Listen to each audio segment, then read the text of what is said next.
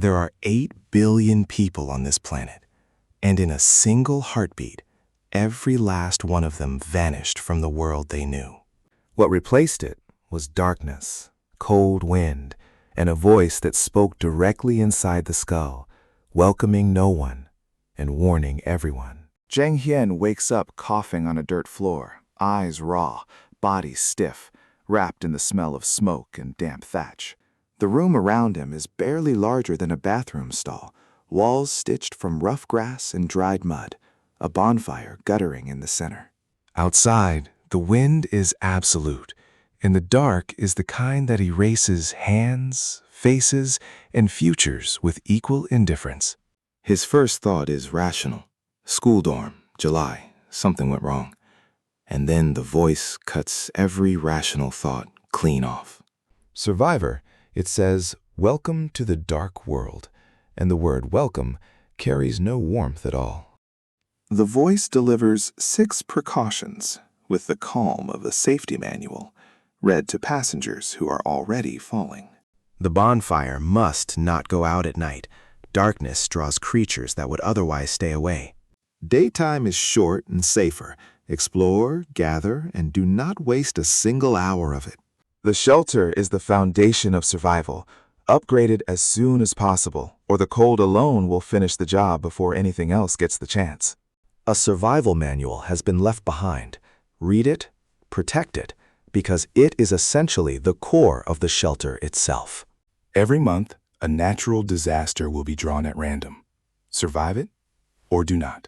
And finally, good luck favors those who strive, and the voice cuts off as if it never existed. Jang Hyun sits with the echo of it still ringing, and decides, with the calm practicality of someone raised on internet novels, that transmigration is real, and he might as well get to work. He finds the manual in the corner, black, notebook-sized, cover reading Survival Manual in plain printed characters, and the moment his eyes touch it, information floods directly into his mind. Beside it, a chipped stone axe, worn to the point of embarrassment, ranks so low it does not even reach the system's lowest tier. The manual's first page updates in real time, like a display. Outdoor temperature, -7.1. Nighttime remaining, 2 hours and 32 minutes. The second page opens a chat channel divided into world, region, and friends, and what Jang Hyun reads there stops his breath for a moment. The world counter reads over 8 billion and is dropping by hundreds of thousands per second as he watches. 8 billion is the entire population of Blue Star. Every human being, including the elderly, the sick, the very young, all of them dropped into thatched huts in the dark. He switches to the regional channel, capped at exactly 10,000, and the messages pour in faster than the eye can chase. Someone begging for police help. Someone who is the police and equally helpless. Someone demanding to know if this is secret experimentation. Someone asking if their parents are nearby. Someone explaining patiently that 8 billion split across 10,000 person regions does not land you next to anyone you know. Someone offering to show shelter, getting told only a fool leaves the bonfire. Someone confessing they sleep naked and are about to freeze. Then a new voice cuts in mid-sentence. He hears wolves, his bonfire blew out when he opened the door, something is coming closer, do not come closer. And then silence. Someone calls after him, and the regional counter clicks from 10,000 down to 9,999. The channel goes quiet for 10 full seconds, the longest 10 seconds of Jang Hyun's new life. And then someone types, "The bonfire must not go out at night." Nobody argues with that. The first lesson of the dark world costs exactly 1 life to teach. Jang Hyun looks at his own crackling fire with a pounding heart and commits the 6 precautions to memory one more time before forcing himself into a half-sleep by the warmth. He does not drop deep. The dark is too present, the howls too real, and the night has a weight that presses on the chest, even through a closed door. With 20 minutes of night left, he slaps himself awake and runs through a complete set of broadcast gymnastics inside the hut, warming muscles before the day demands them. When daylight descends, the panel updates. Outdoor 5.5 degrees, indoor 11.3. Daytime remaining 8 hours, and the whole region bursts out of their shelters at once. 8 hours sounds like a full working day until you are standing in an unfamiliar forest with a worn stone axe that chips bark and nothing more. Jang Hyun does not rush out swinging. He reads the chat first, waits for danger reports, and only then steps outside with the axe gripped carefully at his side. The morning air is damp and cool, dew bright on grass blades, birds and insects calling through trees he does not recognize, a harmonious scene that he does not trust for a second. Whatever dragged 8 billion people here did not do it out of kindness, and the regional counter overnight has already fallen from 10,000 to 9,982. More than a dozen gone in a single night. Jang Hyun walks carefully and keeps walking. The chat channel erupts within minutes as survivors hit the first trees. Even the construction game enthusiast admits a 10-centimeter sapling is harder than rock. A laborer doing manual work every day fells one tree in 5 minutes for a single unit of wood and still has to rest. 8 unbroken hours yields perhaps 96 units for the strongest and far less for everyone else. Jang Hyun does the math himself and gets 30 to 40 units a day with his stone axe, not nearly enough to hit the 100 wood upgrade threshold quickly. But players who rush the grind in a fresh map miss the quests, and this is not a game except that the lesson still applies. Mapping first, chopping second. He walks east, carrying the axe, climbing bushes and watching for danger, until a pitch-black region rears up ahead, with howls coming out of it that lift the hair on his neck. The boundary is a wall of absolute dark, curved in a circle around his shelter at about 300 meters, and for now, that circle is his entire explorable world. He pivots toward the border's edge, hungry and thirsty, looking for fruit, and sunlight catches a glint of metal buried in weeds along the dark line. A wooden treasure chest, hidden in shadow, clasp briefly catching the sun, and the manual tags it black iron rank with a 60% chance of unranked items, 30% black iron, 10% bronze. Jang Hyun knows his luck is historically poor. He opens it anyway. Inside, a can of fermented herring, whose smell makes his eyes water, a bottle of plain farmer's spring water, and a small water bucket blueprint rated black iron rank. The herring gets filed immediately under trade goods. The water he drinks in small, desperate sips that taste sweeter than anything he has had in his life. And the blueprint stops him cold. A water bucket blueprint that teaches the manufacturing technique for a 10-liter bucket, costing 3 units of wood. In a world where 8 billion people just arrived with nothing to carry liquid in, this is not a tool, it is a gold mine. He uses it immediately, masters the technique on the spot, and decides this blueprint never leaves his hands and never gets traded, period. He sweeps the entire 300-meter ring for an hour and finds only one open-air stone quarry to the west, and no other chests, but no beasts either, which counts as good fortune on day one. He spends the remaining daylight chopping wood and crafting buckets, 10 minutes per bucket, 3 wood in and 10 liters of capacity out, running numbers in Ifed the whole time. 6 hours later, the sky is darkening. He has 7 buckets and 12 loose units of wood stockpiled, and his arms have gone from aching to simply numb when the last tree he fells reveals something wedged in its branches. A chest emitting a dark green metallic luster, perfectly hidden in the canopy, impossible to see without direct sunlight and a conscious decision to look up instead of down. Jang Hyun blinks at it, thinks he is hallucinating from exhaustion, blinks again, and sprints over. Bronze rank chest, 20% unranked, 40% black iron, 30% bronze, 10% silver, and this one drops 4 items instead of the black iron chest's 3. A baguette so hard, the description warns against using it with bad teeth, which is the funniest thing he has read today, and also the most welcome. He has not eaten in over a day. A disposable lighter, plain plastic, 2/3 of fuel remaining, which the item description calls a lighter of unusual origin and useless ones empty, and which Jang Hyun knows immediately is worth more than half the black iron items he can name. Without a fire source at night, the dark world closes in, and that is the end. And this lighter has just made him safer than most of the 10,000 people in his region. A bronze axe, bronze rank, sharper and sturdier than stone, with a self-aware description ribbing him about whether he dropped the stone axe, the bronze axe, or the golden one. He swings it twice, and the air whistles with each arc. And the fourth item makes the bronze axe slip out of his fingers and thump onto the ground. A slender glass bottle, palm-sized, holding pale purple liquid that shimmers in the last of the sunset. Fountain of Mutation, silver rank, sustainable.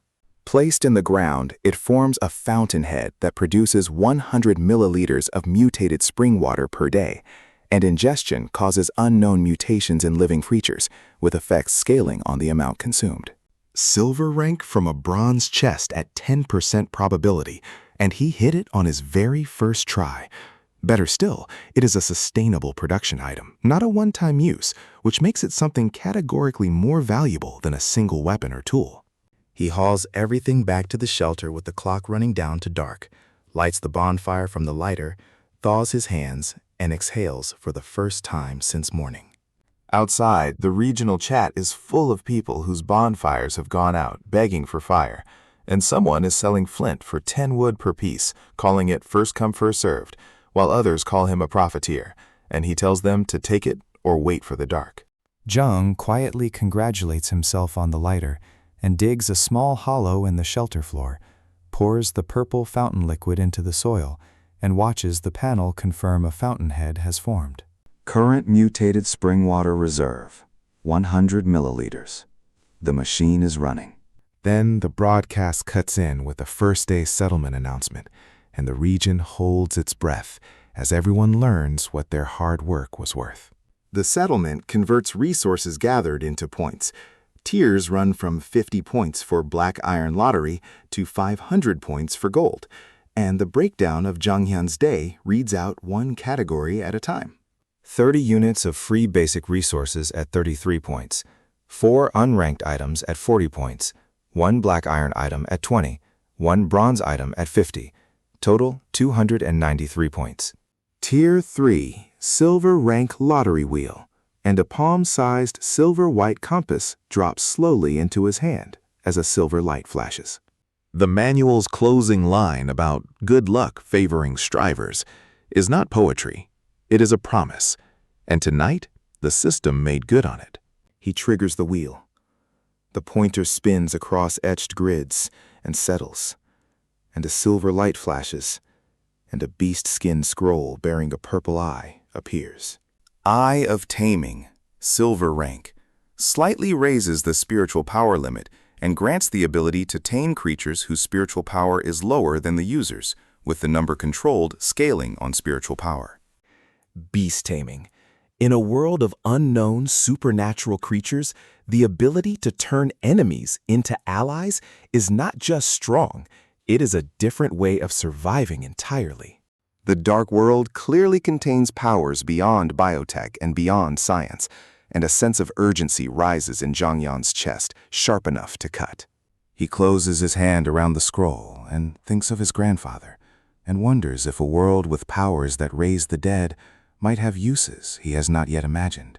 He uses the scroll. It combusts in his palm.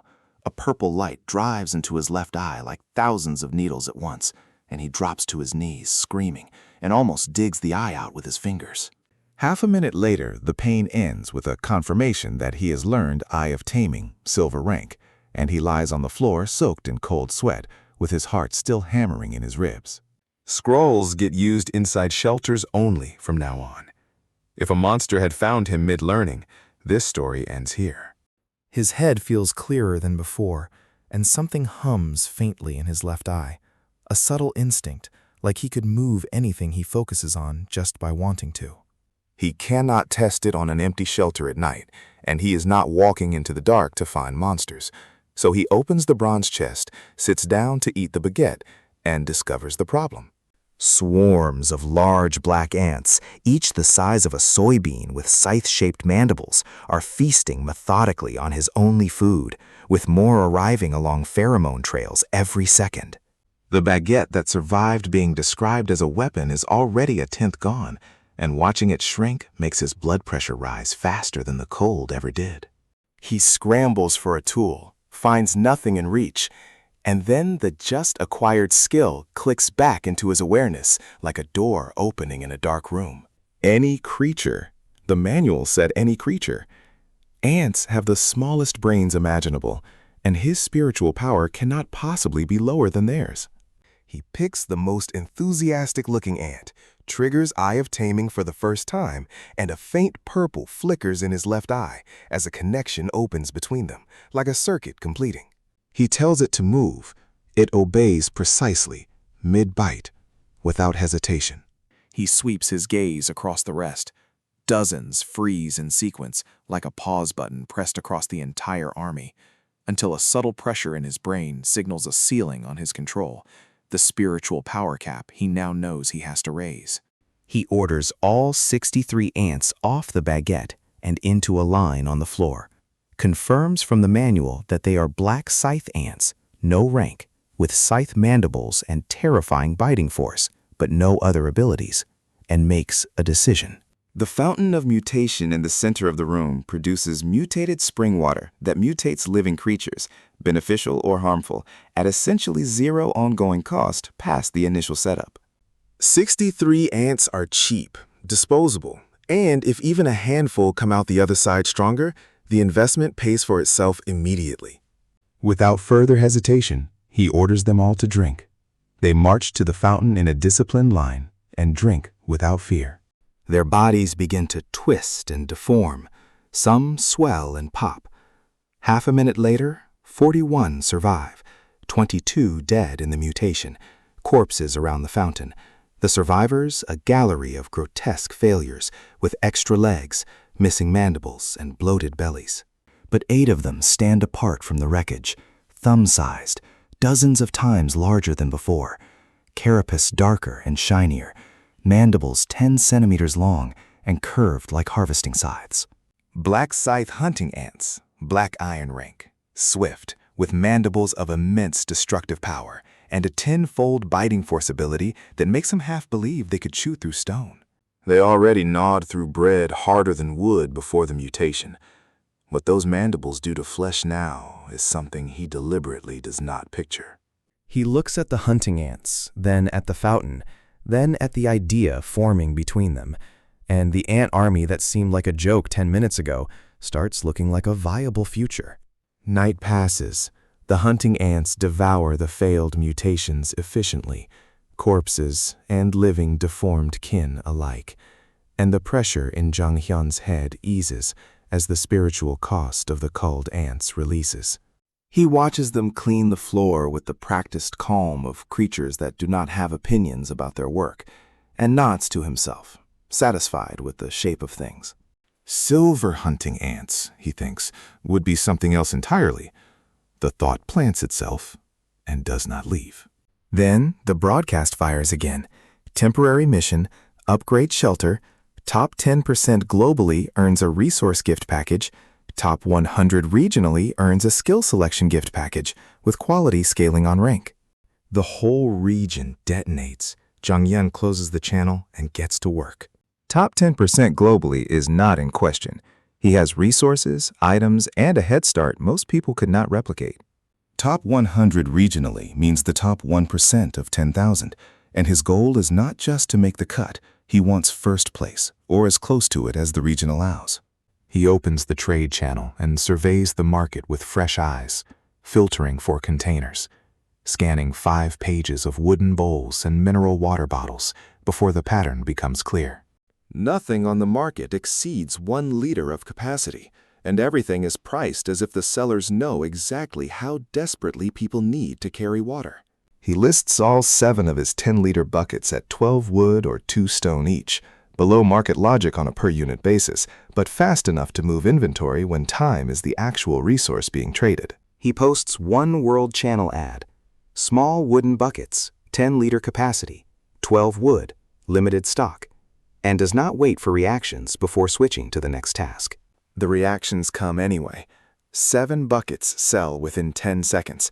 A stream of private orders floods in, including one from a buyer named Seong-ha asking to reserve 5 more after the mission ends. 60 wood and 4 stone in hand, he tallies the gap, 28 wood and 16 stone short of the upgrade, and starts listing everything that can be spared. Herring can 10 wood. Baguette, 3 wood. Both sell within a minute to buyers who ask no questions about the teeth marks. Still 15 wood and 16 stone short. He looks at the fountain of mutation and starts doing calculations he would not have entertained an hour ago. He cuts 12 small wooden cups with the bronze axe, draws 60 milliliters of spring water, divides it into 12 portions of 5 milliliters each. Silver rank items, discounted prices, World Channel. The second ad sends buyers into a minor panic about the gap between their circumstances and his. 8 portions sell in 2 minutes, each for 2 stone instead of wood, because he has priced them to steer buyers that direction, and 16 stone lands exactly right. Now only 15 wood short. Seong-ha DMs again, asking to buy the remaining 4 portions at 40 wood total, a number that tells him she has already upgraded and has resources to burn. He takes the deal without haggling. 40 wood. The trade window clears, and he opens the manual with deliberate calm and hits upgrade.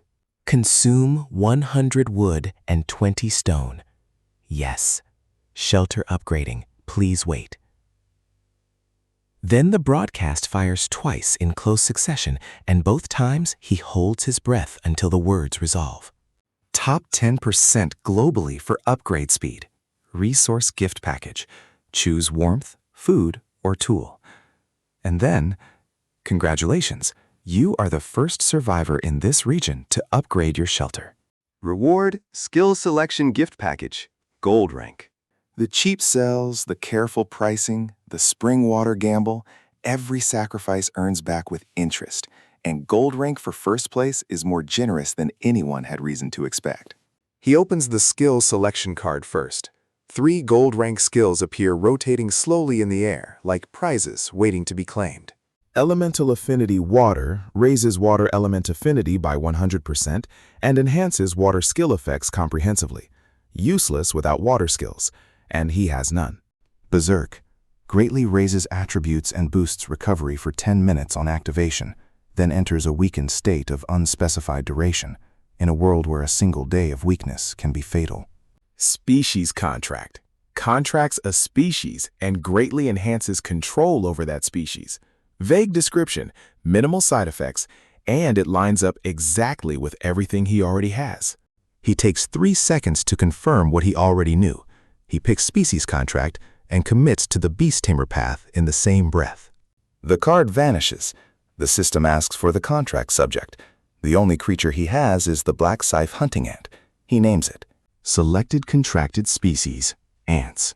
Species contract successfully established with the ant tribe group. The contracted species cannot be changed.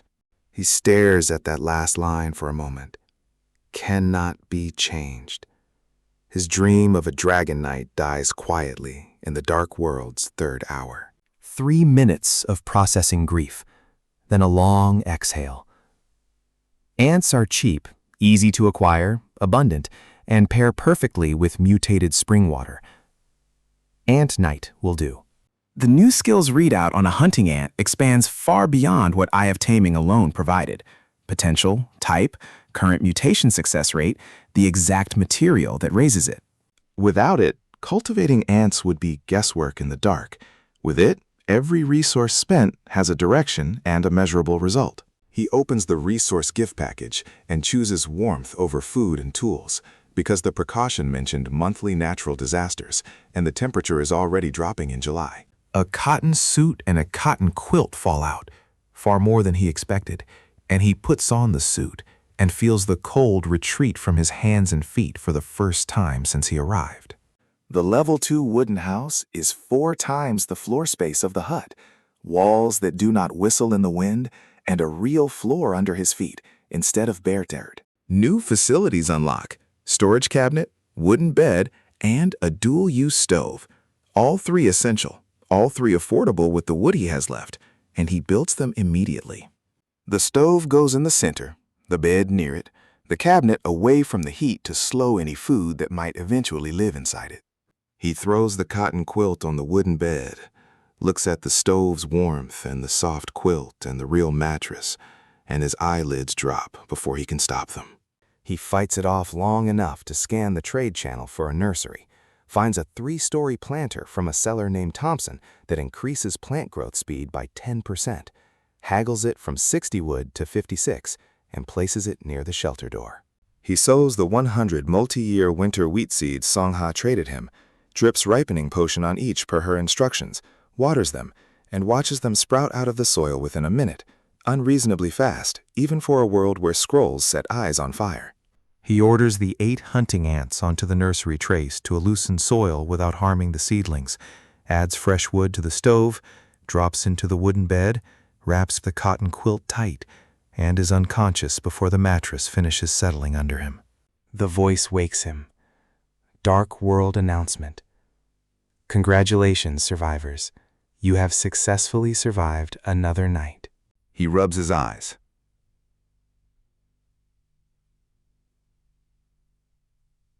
Panel reads, daytime remaining, 7 hours, 29 minutes, 12 seconds.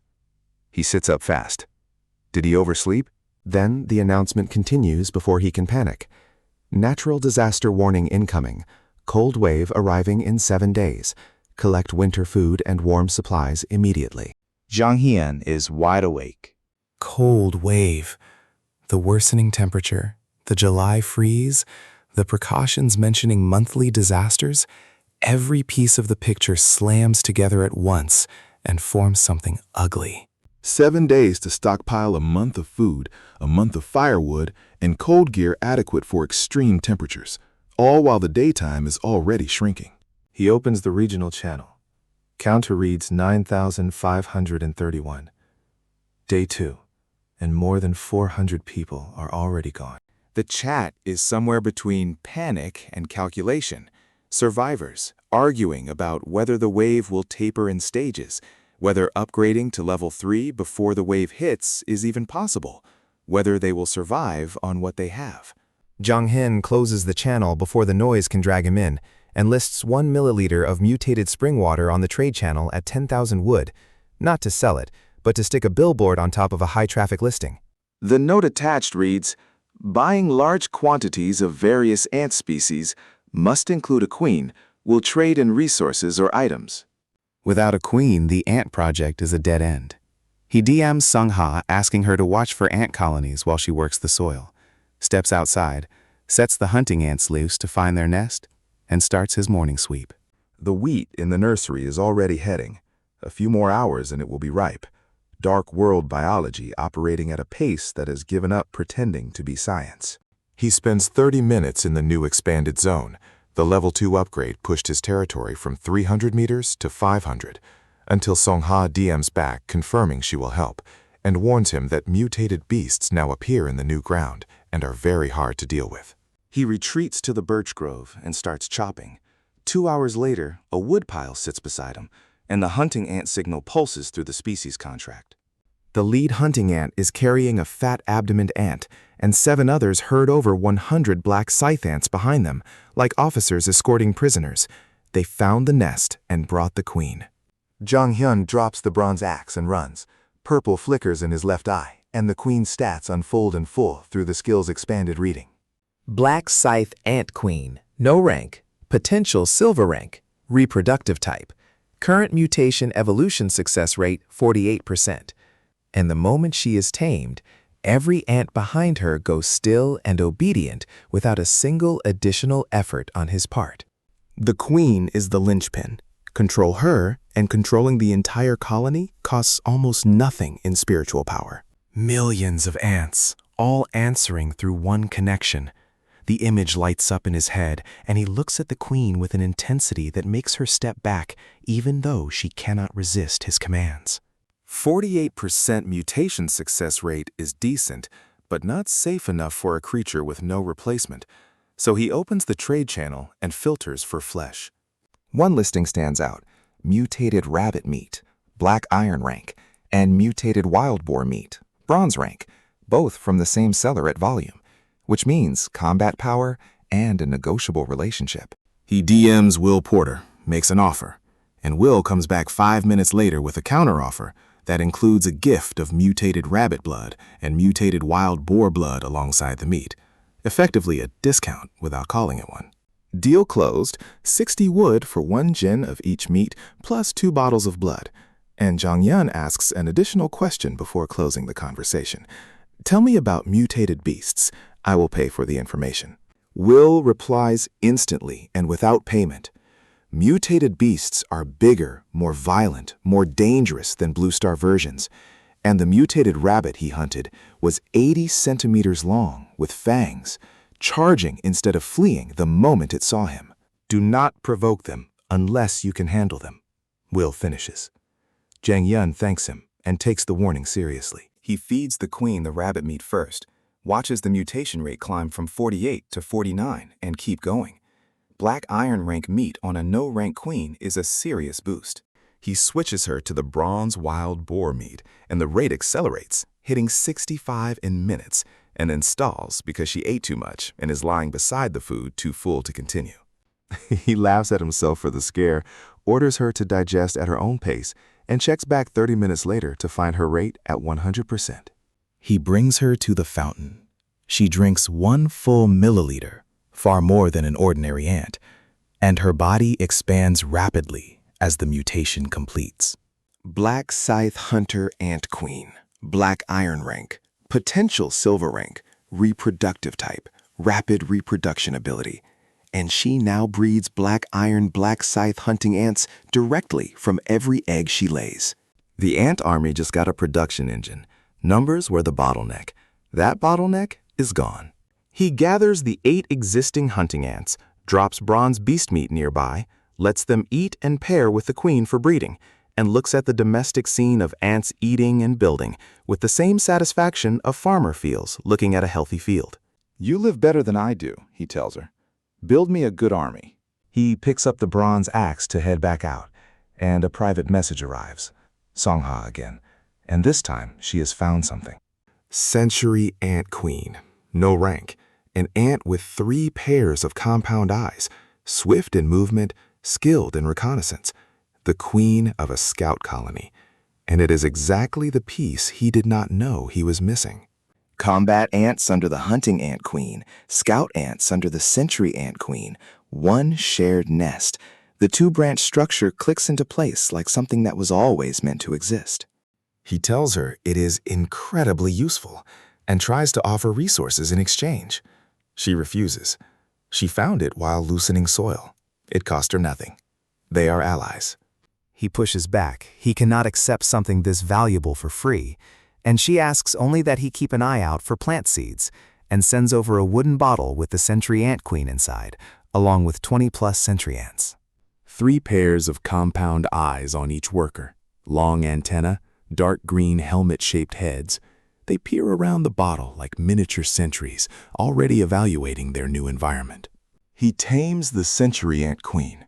Her species contract reading through the skill. Bronze grade potential, reproductive type, mutation rate already at 67%, fed by plant matter. Bronze ceiling is lower than the hunting ant queen's silver, a mild disappointment, but her food is plants, which are essentially free, and her ants are scouts, not soldiers, and in this territory, a scout is worth more than a sword right now.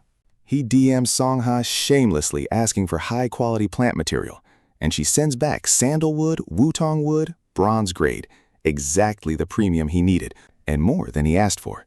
1 unit of sandalwood for 5 units of regular wood, she says, and he accepts instantly, places the wood beside the Century Ant Queen and 10 workers, and watches the rate climb. 5 minutes later, all 11 hit 100%. He brings them to the spring. The queen mutates in a minute. The 10 workers follow even faster. Century Ant Queen, Black Iron Rank, Rapid Reproduction. Century Ant Worker, Black Iron Rank, Basic Agility. And when he watches one cross the shelter floor, He understands what basic agility means at ant scale. It crosses the room faster than he can walk. For a creature that size, the speed is close to absurd. And if basic agility is this fast, the tiers above it are something he wants to see in person. He sets both queens and their harems to feed and breed inside the ant nest he has dug near the spring, drops the nucleus, peach pit-sized, rough, black, placed exactly as the description demands, into the center of the nest, and watches the eating speeds visibly accelerate. He decides not to let either queen begin breeding yet. Queens breed at their current rank, and babies born at black iron require heavy resources and precious spring water to upgrade later. Push both queens to bronze first, then every egg they lay is already bronze. The patience now is the shortcut later. He heads back to the birch grove to continue chopping, and 30 minutes in, he stops. A small tree, barely 2 meters tall, just past the 300-meter line, hangs with a dozen fist-sized red fruits, lush and vivid, and beneath it sits a wooden treasure chest. The problem, the tree is approximately 360 meters from shelter, solidly inside the mutated beast zone. He stands at the edge and has the exact conversation with himself that is required. Chest and fruit, 60 meters there and back, 3 minutes total. The cold wave is in 7 days, and every resource matters. He finds a tall tree with a clear sight line, climbs it, scans the area for 10 minutes, and sees nothing large enough to be a mutated beast on the ground. He climbs down, picks up the bronze axe, and steps over the line. The 60 meters take nearly 2 minutes, his pace careful, every sense open, the ground unfamiliar under his boots. He reaches the tree, picks 6 red fruits stuffed into his unbuttoned collar, scoops the chest under his left arm without setting the axe down, and turns to run. 40 meters back toward the line, a sound like wind through grass comes from behind him, but there is no wind, and the air is still, and the mismatch registers half a second too late. He drops the chest, swings the axe up on pure reflex, pivots, and something dark leaps into the arc of the block. A bang. Force surges up the haft and drives him back 5 steps, and the attacker bounces back as well. A squirrel, 50 centimeters tall, standing on hind legs, sharp fangs, eyes blazing red with bloodlust.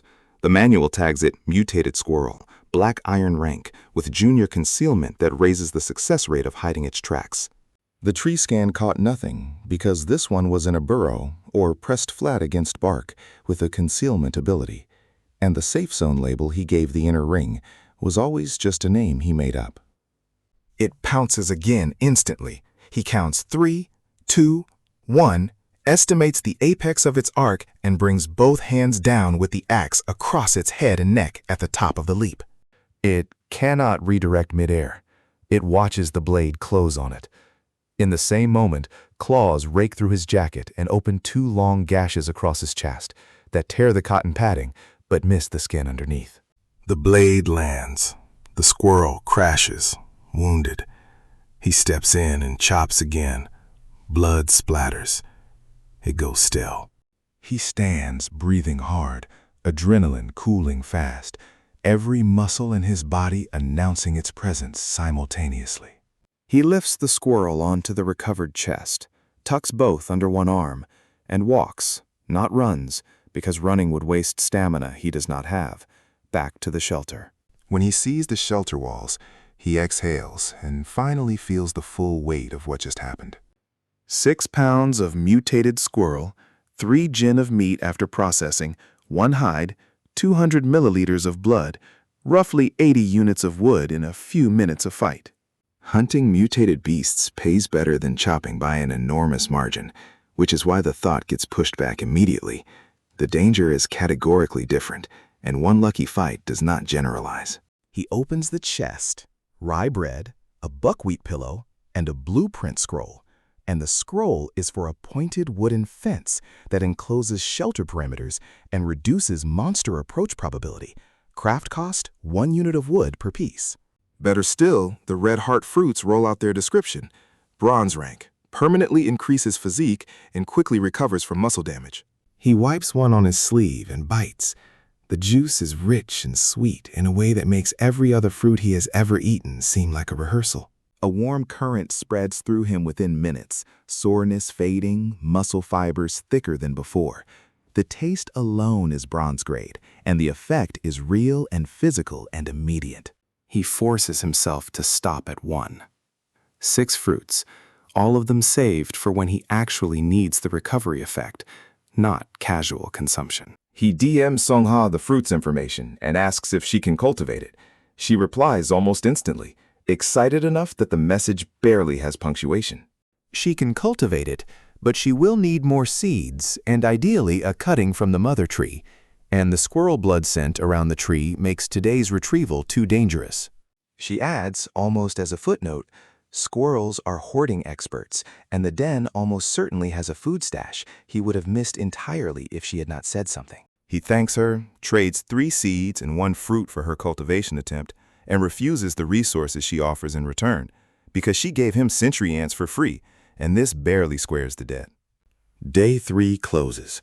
The night presses down with 17 hours of dark and an outdoor temperature that has already dropped to -14 and is still falling.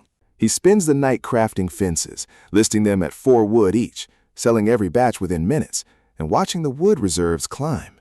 130 fences, 390 wood in sales, hands stiff from the repetition, red heart fruit consumed to push through the final hours of the session. Then, the Day 3 broadcast fires. Temporary mission. 3 temporary chests have been randomly generated in every survivor's bright territory zone, and the top 100 regional survivors by quantity and speed earn a self-selected item of scaling quality. He does not panic. He walks to the ant nest entrance and looks down. Sentry ants stream out, roughly 150 by his rough count, followed by 23 bronze hunting ants, larger, darker, and wearing their new size like armor. He leaves the queens in the nest with the younger ants and heads outside with the entire worker force into cold that hits his face like a slap. Outdoor temperature -9.5 and falling. Snowflakes the size of coins drifting down in unhurried silence. He splits the sentry ants into 8 squads, 1 per direction, with orders to net search every meter of territory for the hidden chests and flag any mutated beast positions. Then he sends the hunting ants out as a follow-up wave to carry any chests back to him, keeps 2 as personal bodyguards after the squirrel encounter, and goes inside to harvest the wheat. The multi-year winter wheat is golden and dense across the nursery trays, ears pressing against each other where he planted wide-spaced seeds 3 days ago. The bronze axe is too heavy and blunt for the cramped trays, and he is about to consider buying a sickle when his eyes land on 13 young hunting ants at the nest entrance with scythe mandibles already shaped for exactly this kind of work. He sends the queen a command. 13 young hunting ants climb the trays and cut the wheat like a combine harvester. 3 minutes, completely done. He is still processing the efficiency when 2 thumps come from outside and the hunting ant signal pulses. Chests, already, barely a dozen minutes into the search. 2 hunting ants drop a black iron chest and a bronze chest at his feet without ceremony and wheel back out to support the sentry ants without waiting for acknowledgement. He opens both.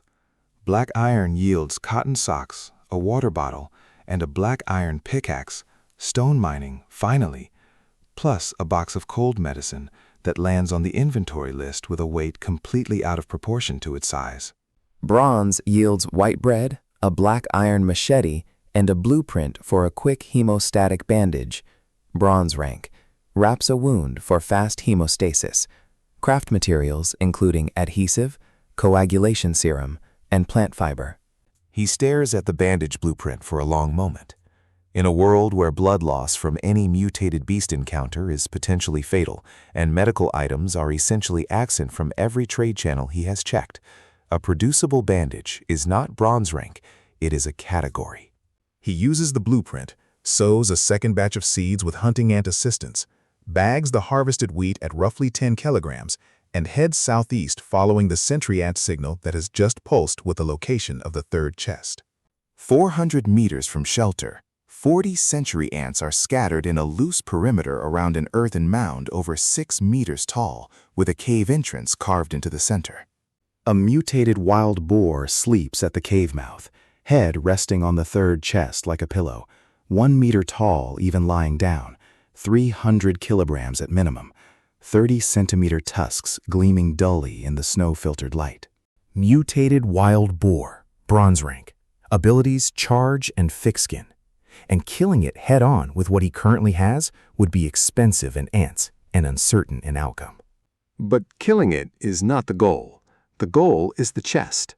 He orders 40 century ants to harass the boar collectively, not on the thick hide, but into the nostrils, the ears, the corners of the eyes, anywhere the skin is not armor, and positions 10 hunting ants in a nearby tree to move on the chest the moment the boar leaves. He pulls back to 100 meters and waits. An angry roar erupts behind him, the ground shakes with heavy footfalls, and he starts walking back to the shelter with the particular calm of someone who has already won half the fight just by not being there. He is still crafting fences inside when the hunting ant signal pulses again, and he rushes out to find a single hunting ant trundling through the snow with the chest balanced across its back. He takes it, just as the broadcast cuts in to announce, "Survivor, congratulations on finding 3 temporary chests in 49 minutes and 53 seconds. You rank first in the region." Reward, 1 self-selected gold rank item. A small golden box drops into his hand, and he holds it for a moment, feeling the weight of something he has not yet named. The broadcast fires again seconds later. 5,000 chests have been collected in the region, and all remaining chests have vanished. Mission ended. He just opened his 3rd chest, and the mission is already over. In a region of 10,000 people, nobody else found all 3. The chat is wailing about hidden spots, snow cover, chests buried with 1 corner exposed, chests on shelter roofs, and someone confidently predicts that if anyone actually found all 3, they will wash their hair standing on their head. Jang Hyun does not post anything. The nail that does not stick out does not get hammered. He opens the gold gift package. 3 items rotate slowly in the air. Pursuit longbow gold rank, detection telescope gold rank, gene manipulator gold rank. And this time, he does not hesitate even slightly. Pursuit longbow is a ranged weapon that scales on physical strength he has not built. Detection telescope gives long-range sight he already handles through centuriads who do not need vision. Both are excellent items for other people. Gene Manipulator extracts gene fragments from biological material and integrates them into other organisms, granting the donor's characteristics to the recipient, and every branch of his current setup points in the same direction. Mutated beast genes into hunting ants, avian genes into sentry ants, combat species characteristics grafted directly onto his ant army and multiply through the queen's rapid reproduction. He picks the gene manipulator. The orbs vanish, and a microscope-like instrument appears in his hands. He figures out the operation in minutes. Place flesh on the platform, it auto-separates gene fragments at quality-scaled ratios, then place the recipient creature on the platform to implant. 1 bottle of mutated wild boar blood yields 5 gene fragments. He selects a hunting ant as recipient and watches the fusion begin. The ant's body twists, and he feels a signal through the contract. The panel shows the fusion requires flesh or plant matter to complete, meaning the implanted boar genes gave it omnivore characteristics. He sends it outside to graze. It charges a white birch, opens its mandibles, and chews the entire tree down in 10 minutes. Then the change hits. Fist-sized becomes small piglet-sized in a rapid escalation of mass and armor. Half-meter mandibles, thick bristles, a carapace that looks like something a blacksmith made on a bad day. This is not an ant anymore. This is a weapon that used to be an ant. He fuses 19 more hunting ants in the next 30 minutes. 20 gene-modified hunting ants stand in front of the shelter, too large to fit comfortably inside, radiating the calm of things that have decided nothing in the territory can hurt them. He leads them to the boar's lair at 460 meters, still holding a grudge on behalf of 28th century ants who died earlier, being crushed by the same animal. The boar charges the arriving party at full speed, with red eyes and a grievance about ants in its nose. It is gone in seconds. 300 kilograms of bronze rank mutated beast reduced to a pool of blood and scattered flesh by 20 modified hunting ants that do not look winded after. Jang Hyun watches from 100 meters with the particular silence of someone recalibrating everything they thought they understood about their own survival capacity. Yesterday, he ran from a mutated squirrel with jacket padding torn open. Today, 20 modified hunting ants reduce a 300-kilogram bronze beast to pulp in less time than it takes to describe. The shape of his survival has changed in 2 days, and the engine of that change, Eye of Taming, species contract, mutated spring water, gene manipulator, all stacking, is only just getting started. He butchers on the spot before the blood smell draws more creatures, extracts 30 gin of bronze boar meat, 1 gin of blood, 1 hide, 2 30-centimeter tusks, and a red walnut-sized orb. Beast core, bronze rank, the condensed life essence of a mutated creature, generated only by bronze rank or above, which explains why every meat listing on the trade channel is priced so high. Most of the creature's mass becomes this. The meat yield is real but modest, and the 10,000 wood jackpot he had been mentally counting is a fantasy.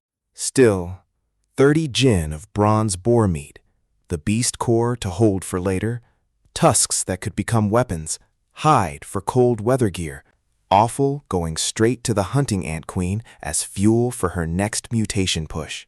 He has the hunting ants carry everything back, spends the remaining daylight sweeping the 500-meter ring with sentry ants for intelligence, and comes back with 4 black iron mutated rabbits dispatched by the combat squad, plus 20 gin of sweet potatoes from the boar's old den, and 8 more red heart fruits from the mother tree. The cold wave is in 6 days. He contacts Seong-ha with the full harvest, and she sends back 300 units of wood without preamble, then warns him quietly that after level 3, the territory expands to 2,000 meters, and silver mutated beasts may roam inside it without fixed territory. May not stay in one place. She underlines it because that is the part that matters. Bronze beasts had positions he could map and avoid. Silver beasts do not, which means the early warning system is no longer a convenience, but a survival infrastructure requirement. The Sentry Ant Queen's production expansion ability suddenly looks indispensable. Border patrols, perimeter chains, reactive force waiting at the center. He tells the hunting ants to start chopping. After the boar gene fusion, they are efficient enough that he stays inside and crafts fences while they work. 3 hours later, the birch grove is gone. Every tree in it leveled, trimmed, stacked with craftsman precision. 2,029 units of wood, waiting in a neat pile like a resource problem that solved itself. He buys 300 units of stone from a seller named Yi-gi-chan at 2.1 wood per stone, after a brief negotiating exchange that ends with Yi-gi-chan complaining about bent flesh and blood, and Jang Hyun sitting unmoved until the concession comes through. 500 wood and 100 stone consumed, shelter upgrades to level 3. 80 square meters, stone-laid base, walls that do not move in wind, and the kind of space that stops feeling like a trap and starts feeling like a home. New buildable facilities, level 1 farmland, level 1 animal pen, level 1 workbench, all 3 built immediately, all 3 essential, total cost 500 wood and 100 stone. Farmland near the shelter gets the remaining winter wheat seeds. The animal pen beside it gets the ant nest relocated inside once the queens are comfortable. The workbench indoors cuts crafting time and fatigue simultaneously. He lights the stove, looks at the inventory. 20 gin of wheat, 9 red heart fruits, 22 gin of sweet potatoes, 30 gin of bronze boar meat, 25 gin of black iron rabbit meat, and decides tonight he is done eating rye bread and chest rations. He cuts thick slabs from the boar and rabbit with the black iron machete, cubes them, skewers them on sticks over the stove, and the smell fills the 80 square meters within 2 minutes. He posts on the World Channel asking for cumin and chili powder, and the channel promptly collapses into chaos. People demanding barbecue, people complaining about the gap between their circumstances and his, freeloaders flooding his private messages until he disables them. One message gets through before the disable, Seong-ha, asking about mutated spring water, and he pivots immediately. Do you have seasonings? She replies that she has many kinds, and he sends a trade window with golden, sizzling barbecue skewers on his side, and her reply comes back in under 3 seconds. They trade 2 boar skewers and 2 rabbit skewers for cumin, chili powder, and a green pepper powder she cultivated herself, with a flavor like mild mustard. He seasons the remaining skewers and eats with the genuine pleasure of someone who has not tasted proper food in 3 days, and notes with mild scientific interest that after eating, he feels his physique faintly improved. Ranked meats are physique buffs. Red heart fruit is a physique buff. Stack both daily, and the cumulative lift over weeks could meaningfully raise his baseline above anything grinding alone would achieve. After dinner, he walks to the ant nest to check on the queens. The hunting ant queen's panel reads 87% mutation evolution rate towards silver, climbing steadily on the organ feeds from the boar cleanup. He feeds her 4 more gin of boar meat. She trembles with what is unmistakably excitement and devours all 4 gin in 2 minutes. Rate hits 100. He brings her to the spring. She drinks 5 milliliters, pauses, and her body begins to expand. 10 times bigger in 5 minutes. All black abdomen, now carrying silver ring patterns that wind around her abdomen like something old and ornamental. Black Scythe Hunter Ant Queen, silver rank, potential silver rank, already at limit, reproductive type. Abilities, rapid reproduction, production expansion, and a new one, rapid development, which lets her inject energy into newly hatched larvae to mature them instantly at double energy cost. 2 gene fusion slots open at silver rank. He does not rush the choice. There is only one of her, and the decision has to be right. He is still planning the fusion when the queen finishes eating, rubs her antennae in his direction, and makes a rustling sound that the species contract decodes directly into his head. Master, the meat? Delicious. He answers on autopilot, and then stops. He looks around the empty shelter. Nobody else is here. Looks at the queen, who meets his gaze with 2 large black compound eyes. He confirms it. The only sound he can decode into language through the species contract is from the contracted ant species, and the silver evolution has pushed her over the intelligence threshold. Before, she was a biological signal emitter. Now she is a communicant with emotional texture, and the silver mutated beasts that roam the new territory must be operating at something similar or worse. The laziness from the upgrade and the meal evaporates in one clean sweep. He gives her a name. He rules out the obvious choices, thinks for 2 minutes, and decides. Mu-Wu, Ink Moon, the imagery a scholar might use for a dark assassin moving in silence. Rustle, rustle, Ink Moon Mu-Wu. Thank you, Master. She straightens her upper body and waves her 2 small scythes, satisfied with the name, and he gives her the order. Breed silver hunting ants. We have powerful enemies nearby, and I need your strength. Yes, Master. He upgrades her 8 harem ants to silver to let them begin the breeding cycle, checks the century ant queen's rate, rocketing toward bronze on plant matter alone and nearly there, and turns to the remaining production task on his list. The hemostatic bandage blueprint has 3 materials: adhesive, coagulation serum, plant fiber.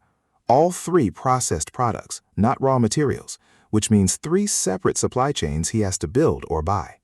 He sources adhesive from Yo Heisel at 5 wood each, finds coagulation serum listed by Will Porter at 100 wood per unit, with a note that the price is negotiable for serious buyers.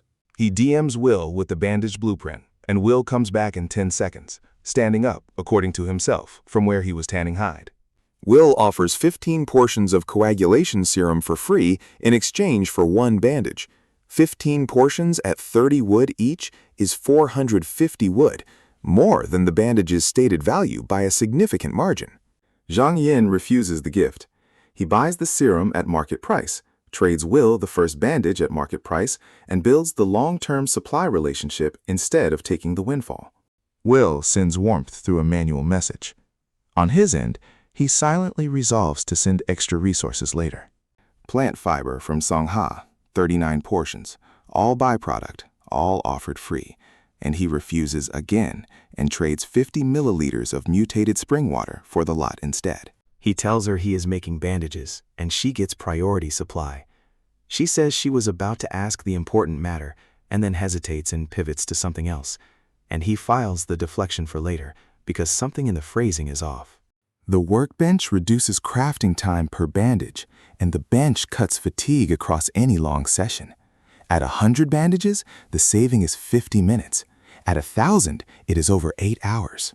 He runs the first batch, trades Will his bandage, and watches Will respond with 200 wood and 10 gen of bronze boar meat with a note, part payment, part gratitude, and medical items are worth more than their rank suggests. He holds a thought about medical supply scarcity for a long time after that. If the dark world is deliberately controlling medical supply, and a producible bronze bandage breaks the model, even slightly, then the pipeline he is building with Seong-ha's plant work could eventually shift the survival curve in ways the system did not intend. Clean water, antibiotics, antitoxins, hemostatics, each gap in the medical supply chain is a market and a partnership, and a future that gets built or does not. He files the whole framework under post-Cold Wave priorities and goes back to making fences. Seong-ha contacts him that night with the important matter she deferred earlier, and he can tell from the phrasing that this one actually matters to her. She begins carefully. After a few days of trades, she says, she feels he is worth befriending. Good strength, good character, and she pauses before adding, excellent cooking, which is clearly not the main point but escapes before she can stop it. He prompts her. Important matter, not just praise, right? She says she wants to form an alliance, deeper cooperation, not a verbal gentleman's agreement, something substantive. The dangers of the dark world, she says, are far more numerous than either of us imagines, and one person's strength is limited. He does not answer immediately. He thinks about what she brings. Plant specialization, mutated crop breeding, a level 3 shelter already operational before the temporary mission dropped, a daytime upgrade on day 1 that still defies his imagination when he tries to reconstruct it. He thinks about what the alliance could look like. Her plants feeding his ants, his ant labor harvesting her fields, her medical plant compounds supplying his bandage production, his gene manipulator working with gene fragments she cultivates in her specialty species. A plant expert and a beast tamer. The combination that none of the chat channel's bragging survivors has thought to build. Not because it is secret, but because it requires 2 people who are both competent enough to make it worth the other's time. In a different corner of the dark world, Seong-ha is in a shelter built into the branches of a giant tree, wide enough that 12 people could not encircle it, 30 meters above the ground, surrounded by 1,000 square meters of planted field, half golden mature winter wheat, left unharvested because she planted too much to harvest alone, half new and strange species she is coaxing through mutation. She is talking to the tree. The tree answers in rustling leaves. She calls it Little Green and tells it not to worry about the silver-black bear to the northwest. Tells it she will work hard to collect different plants to help it reclaim the glory of the Casimir world tree. A world tree growing in the dark world, bonded to a survivor who talks to it and feeds it rare plants and means every word she says. Seong-ha holds a gold rank mutual aid contract scroll in her hand. Select a target, establish a contract. Both parties cannot harm each other. Teleportation between shelters with permission. 5 uses. And decides she will think it over tonight before deciding who deserves it. She tucks the scroll back in the chest, returns to her workbench, and lines up her mutated plant extracts, orange accelerators in the front, pale green stabilizers in the back, rare amber cross-mutation drops kept carefully separate. Little Green's leaves rustle softly above the field. She is content. He is content. The wheat will keep. Back in Jang Hyun's shelter, the workbench is stacked with fence components and bandage materials, and the ant nest is humming with the specific industry of creatures that do not sleep. He surfaces from the crafting trance 3 hours later, with arms that ache and a pile of fences that reaches his chest, and a sudden awareness that he has not eaten since the barbecue. The night runs 17 hours. He sleeps 7 of them, sharp and deep on the wooden bed under the cotton quilt, and wakes to the 4th day, feeling like a different person than the one who arrived. Mo-Woo is breeding. The century ant queen is at bronze rank now, rapid reproduction and production expansion both active, workers multiplying through the night, the nucleus compounding everything. He checks on Mo-Woo's harem. 8 silver hunting ants stand around the nest entrance, each of them fist-sized and jet black, with mandibles longer than their own bodies. He taps one carapace with a finger. It sounds like metal. He steps on one lightly. No reaction. Defensive capability combined with the Scythocax at scale makes him want to find a silver mutated beast immediately just to see what happens. The cold wave is in 5 days, and the temperature is still dropping. He checks the panel.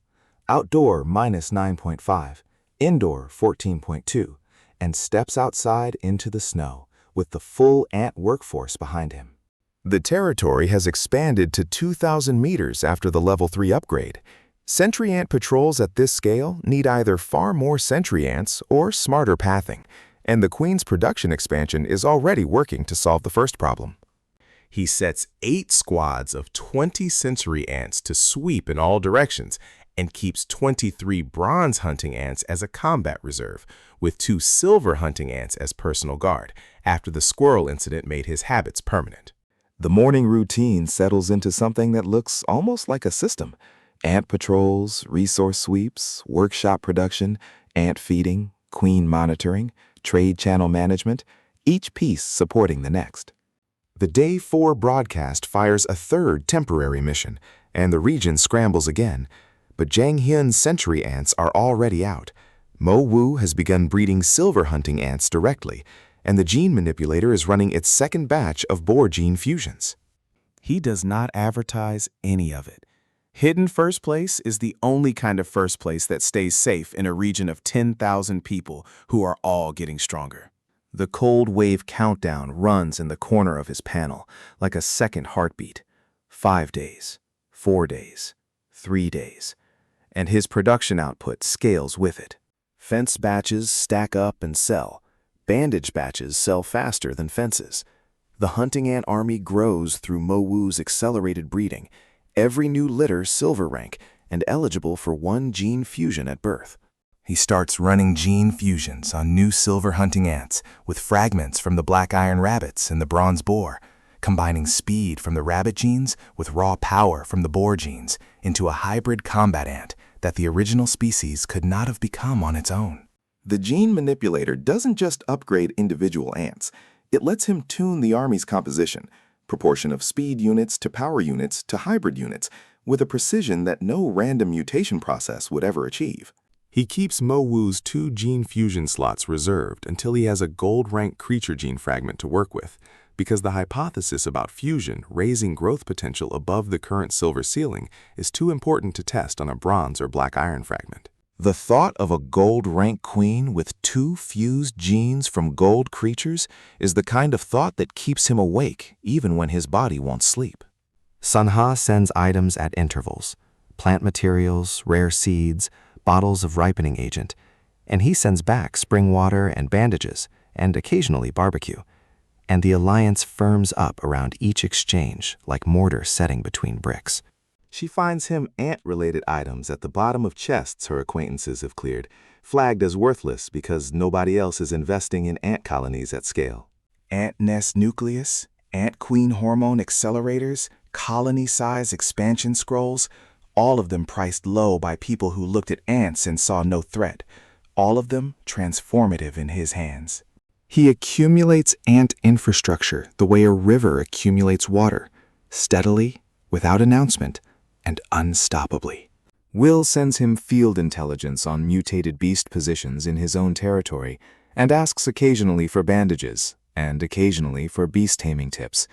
And Jang Hyun answers both, and logs Will in his mental registry as someone worth keeping. 3 different supply chains now flow into his shelter: Seong-ha's plant pipeline, Will's beast and meat pipeline, and his own production pipeline, turning those inputs into bandages, fences, and ant upgrades. The cold wave hits on day 7, exactly as the voice promised. The outdoor temperature crashes through -20 and keeps falling. The snow that had been falling gently becomes a horizontal assault, driven by wind that rattles the level 3 walls. The shelter holds, the stove burns, the farmland inside the protected zone keeps the wheat alive, while survivors in level 1 thatched huts outside are losing bonfires and losing ground and losing the numbers game the regional counter tracks with merciless arithmetic. He watches the regional counter for the first time in 2 days and puts the manual down. The number has dropped more in 48 hours than it dropped in the previous 5 days combined. The cold wave is not a test of preparation. It is a culling, and the system designed it that way. He stays inside during the worst of it, runs ant patrols through the storm on the sentry ant squads, because they operate in cold that would kill him in minutes, and keeps the bandage production running through the night to have stock ready for trade when the wave passes. Mo Wu breeds through the cold wave.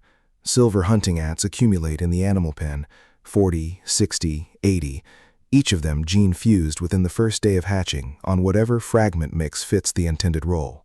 He runs out of boar blood gene fragments by day 9 and switches to mutated rabbit blood for the speed-dominant units.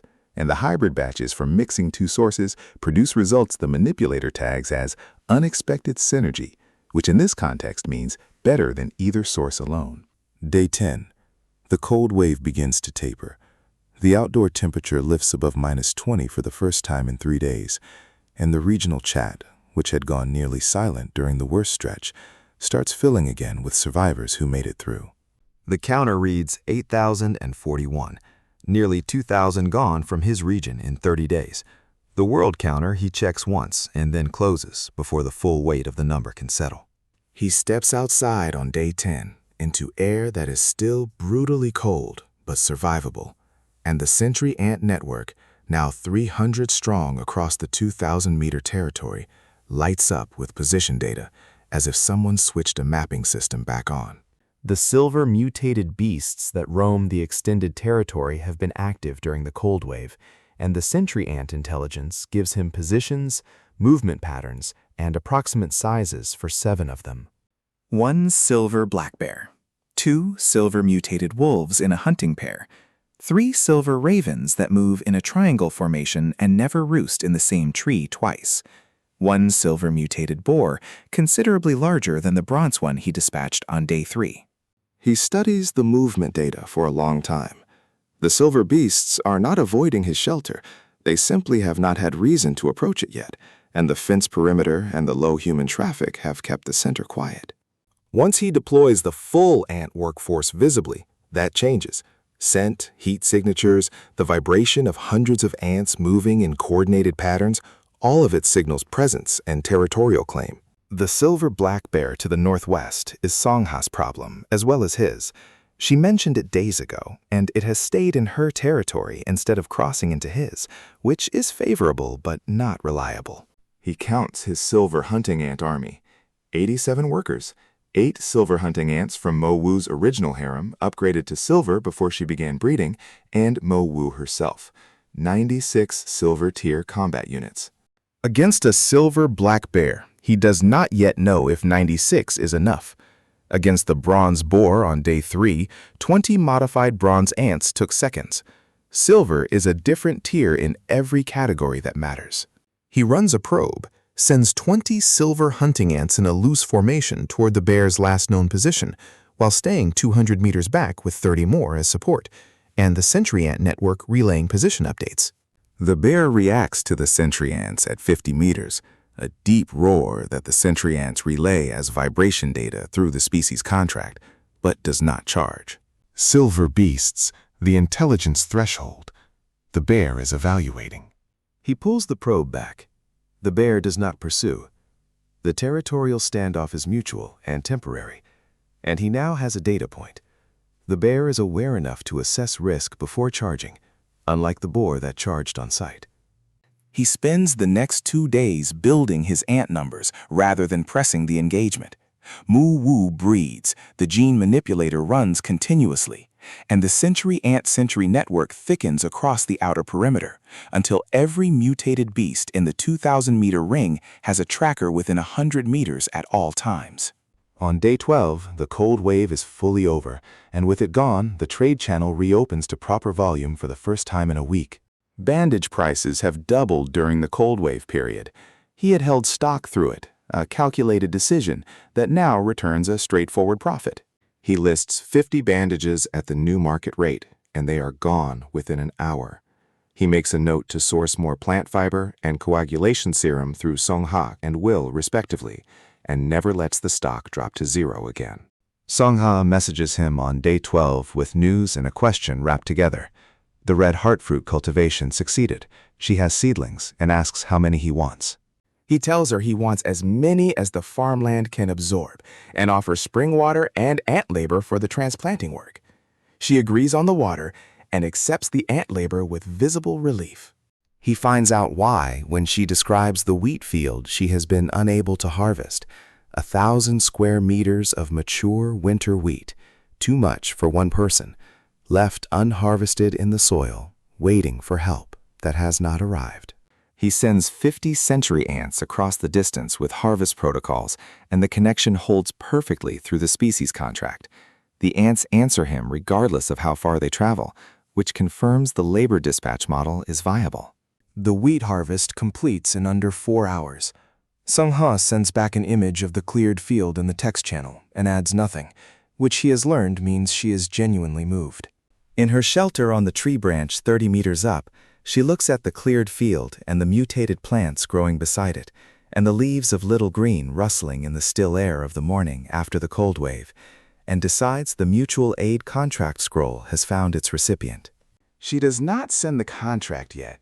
She is still deciding exactly how to phrase the offer, and she prefers to let actions speak before contracts formalize what they mean. He can sense the shape of the alliance without the contract anyway. The bandage pipeline, the spring water pipeline, the ant labor exchange, the medical compound development she mentioned in passing once and he flagged for later. All of it is already operating as if the contract exists. On day 13, the first silver hunting ant engagement happens by accident. A silver mutated wolf crosses the century ant perimeter at the northeastern boundary, probably following the scent of the spring water source, and the century ants relay the position before it reaches the fence line. He deploys 30 silver hunting ants to intercept at 200 meters, watches through the century ant relay as the wolf, larger than a standard wolf, silver-gray fur with luminescent patterning, intelligent yellow eyes, evaluates the approaching ant force. The wolf lunges. The ant formation splits and regroups. 3 hunting ants are knocked aside but not killed. The wolf takes mandible strikes from both flanks simultaneously. It is not the one-sided destruction of the boar engagement.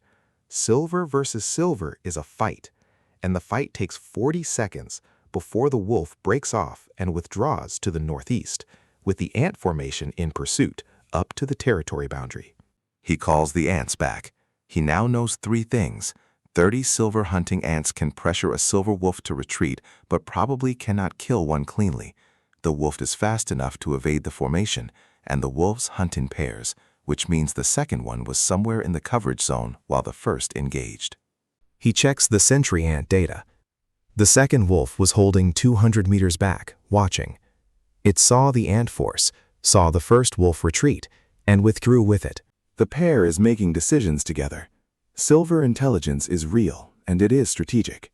He brings the count on Mo-woo's breeding output, 112 silver hunting ants, with gene fusions running on every new litter, and decides the number needs to reach 200 before he presses another engagement with the silver wolf pair.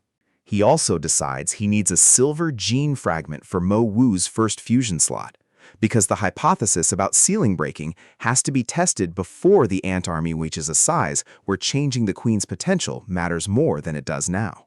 He contacts Will, Will has been hunting silver beasts since day 9 and has silver flesh and blood in stock. The price is high. Will knows what he has, but they have been trading long enough that Will includes a bonus on every order and keeps prices stable when the channel goes volatile.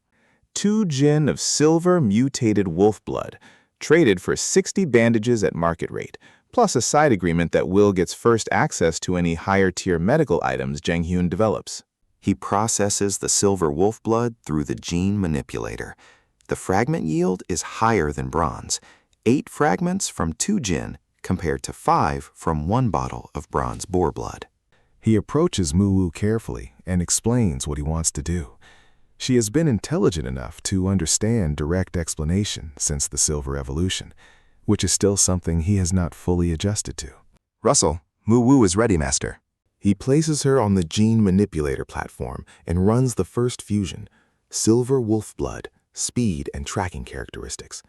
And Muwu's blood shudders through the integration for a full minute, longer than any worker ant fusion. When she stabilizes, the panel reads, Black Scythe Hunter Ant Queen, Silver Rank, Potential Silver Rank.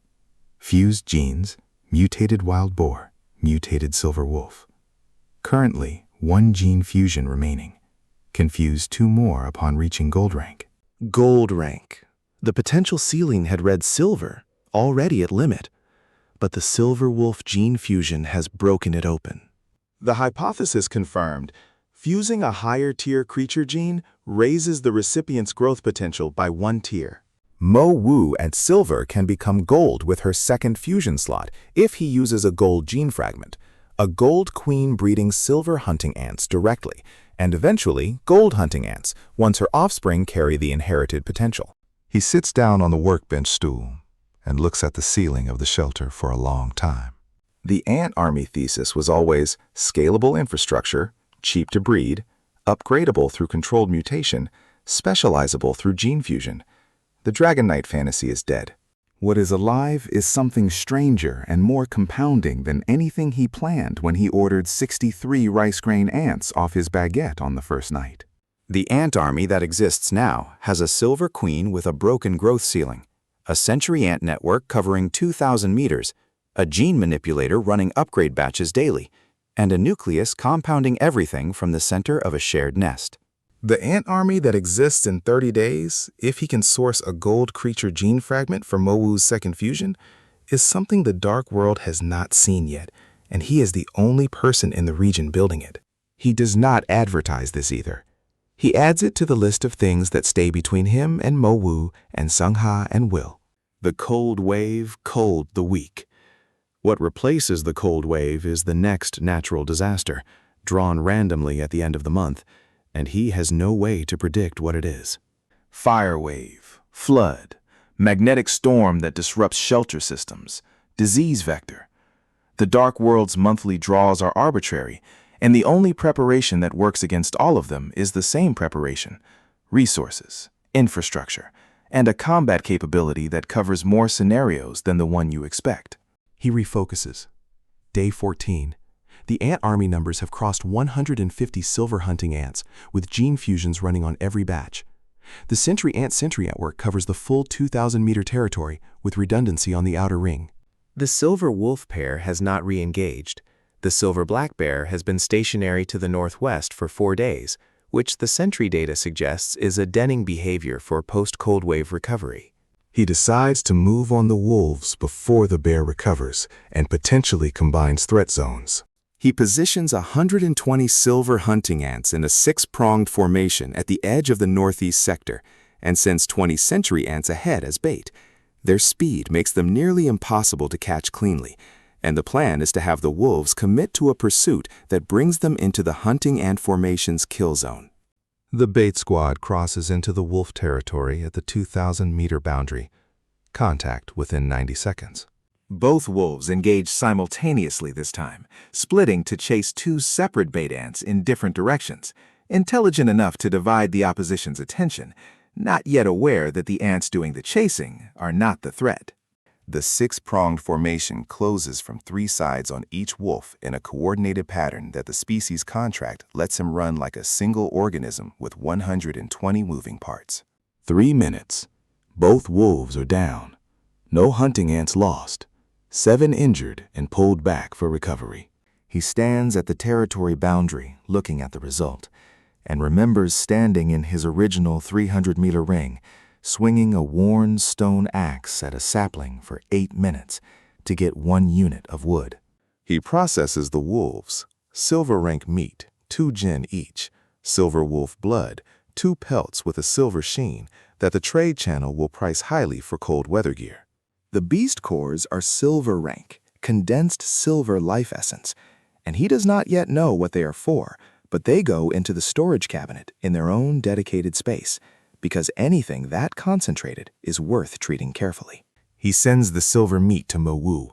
She eats 4 jin in a single sitting, rate climbing, and he watches the mutation success rate tick toward the silver to gold ceiling with the specific patience of someone who has learned to measure time and ant generations rather than days. The silver black bear to the northwest moves on day 17. The Century Ant Network flags it before it reaches 1,000 meters from the shelter. Trajectory direct. He does not wait for it to reach the fence line. He deploys the full hunting ant army, 180 silver hunting ants, gene-fused across multiple specialist lines, in a dispersed formation at 800 meters, and positions himself at 500 meters with 2 hunting ant bodyguards and the black iron machete in hand. The bear is enormous, 3 meters at the shoulder, silver-tipped black fur, eyes that register the ant formation ahead, and slow its charge to a deliberate walk in a way that makes the back of Jang Hyun's neck prickle. It is not afraid. It is evaluating. The silver intelligence again. The bear reads the formation, identifies the density, and checks the approaches to both flanks with a methodical sweep of its head that no animal on Blue Star would have performed. He orders the formation to hold and waits. The bear makes a decision. It charges the left flank, not the center, and the left flank formation collapses and reforms behind it as the bear drives through, losing momentum to the mandible strikes on its flank and shoulders, but not stopping. The center formation closes from behind. The right flank cuts off the withdrawal. 3 prongs on a single target. And the bear turns with a roar that he can feel in his chest at 500 meters. 12 minutes. The bear is down. Mo-woo signals from the nest. She felt the combat weight through the contract and has prepared a recovery feeding station for the returning ants. 11 hunting ants lost, 23 injured. He adds the losses to the colony count and tells Mo-woo to begin the next breeding cycle immediately. The silver black bear is the largest creature he has engaged, and the losses are his highest since the century ant casualties on the boar retrieval. But the ratio, 11 lost against a 3-meter silver rank bear with evaluated intelligence, is not a disaster. He processes the bear carefully. Silver meat yield, beast core silver rank, fur that is winter-grade insulation at a tier above the boar hide. 2 claws the length of the machete that he sets aside as potential weapons. Seong-ha messages him that night. The bear that had been stationary to the northwest of her territory has disappeared from her perimeter data. She asks if it came his way. He confirms it did and tells her the outcome. Silence for 30 seconds. Then, "You handled it already." It is not a question. He says yes and asks how she is doing on the medical plant compounds they discussed. She sends over a list: an antiviral extract, an anti-inflammatory paste, an anticoagulant reversal compound that does the opposite of what his bandage does, stopping excessive clotting instead of starting hemostasis. He stares at the anticoagulant reversal compound description for a long time. In a world where injury is routine and full medical care is non-existent, controlling both directions of the clotting spectrum is the kind of capability that makes every dangerous encounter more survivable. He asks her to start production on the reversal compound and offers to supply the ant labor for any plant processing she cannot do alone. She agrees, and the alliance gains another branch. On day 20, Mo-woo's mutation success rate hits 80% toward gold. He has been feeding her silver wolf blood and silver bear meat in measured portions, watching the rate climb 4 or 5% per day, running the math on when it reaches 100. 6 days at current rate. He is already looking for a gold gene fragment to have ready for the second fusion when she hits gold rank. The trade channel has no gold creature materials listed. Will does not have them. His hunting range is silver tier, and he has not encountered a gold mutated beast yet, and says so plainly when asked. The World Channel has a listing that catches his eye. Gold rank beast core, seller anonymous, price negotiable, message only. No item description, no seller name, no public price. The kind of listing that signals either extreme value or a trap, and possibly both. He messages the seller. The reply comes back in 3 hours, with a voice that is deliberately neutral and professionally calibrated, and does not explain how they have a gold beast core. They want medical items, specifically 10 hemostatic bandages, 2 anticoagulant reversal compounds, and any other medical production the buyer can offer. He does not have 10 bandages in stock. He has 7, and he has 0 reversal compounds, because Seong-ha's first batch is still 3 days from completion. He tells the seller he can meet the bandage count in 2 days and the reversal compounds within the week. The seller says they will hold the core for 5 days. He calls in every available resource: adhesive from Yohasel in volume, coagulation serum from Will in his remaining stock, plant fiber from Seong-ha, the rush request that she fills within 12 hours because she has surplus. 3 bandage production runs over 2 days, workbench running continuously, hunting ants managing the ant tasks in the background while he focuses entirely on the crafting queue. Day 22. 10 bandages and 2 reversal compounds trade for 1 gold beast core. The gold beast core is smaller than the silver wolf's, but heavier, a deep amber color that pulses faintly in dim light, the condensed essence of something that was, while alive, at the top of a food chain he has not yet encountered. He brings it to the gene manipulator platform alongside Mo-woo and stands looking at both of them for a long moment. Mo-woo's current mutation rate is 87% toward gold, still climbing on the regular feeding schedule. The gold beast core needs to be processed into gene fragments before she reaches 100, because the fusion has to happen before she drinks the spring water for the evolution itself. He processes the core carefully. The manipulator takes 12 minutes, longer than any previous material, and yields 14 fragments from the single core, the highest per item yield he has seen. Mo-woo, he says, "Are you ready for this?" Russell. Mo-woo is always ready, Master. He watches the fusion run. Mo-woo's body shudders longer than the Silver Wolf fusion, the integration taking nearly 3 minutes this time. And when she stabilizes, the panel expands with something he has been waiting to see. Black Scythe Hunter Ant Queen, silver rank, potential gold rank. Fused genes, mutated wild boar, mutated silver wolf, gold beast core. Currently 0 gene fusion slots remaining. Can fuse 2 more upon reaching gold rank. Gold potential. Her ceiling is now gold, and the breeding arithmetic shifts accordingly. Any offspring she produces after reaching gold rank will inherit that potential baseline, which means the hunting ant army's growth ceiling has just risen 1 tier. Now the last step. He brings Mo-woo to the fountain and lets her drink. Her body expands for 4 minutes straight, longer than any previous evolution. And when the growth stops, she is twice the size she was at silver, abdomen carrying gold and silver ring patterns layered over each other, mandibles reshaping into something between a weapon and a tool. Black Scythe Hunter Ant Queen, gold rank, potential gold rank, reached limit, can be broken with special items or skills. Rapid reproduction, production expansion, rapid development, and a new ability, colony resonance. Colony resonance. The queen's combat experience and skills are passively transmitted to all ants in the colony, gradually raising colony-wide baseline combat proficiency.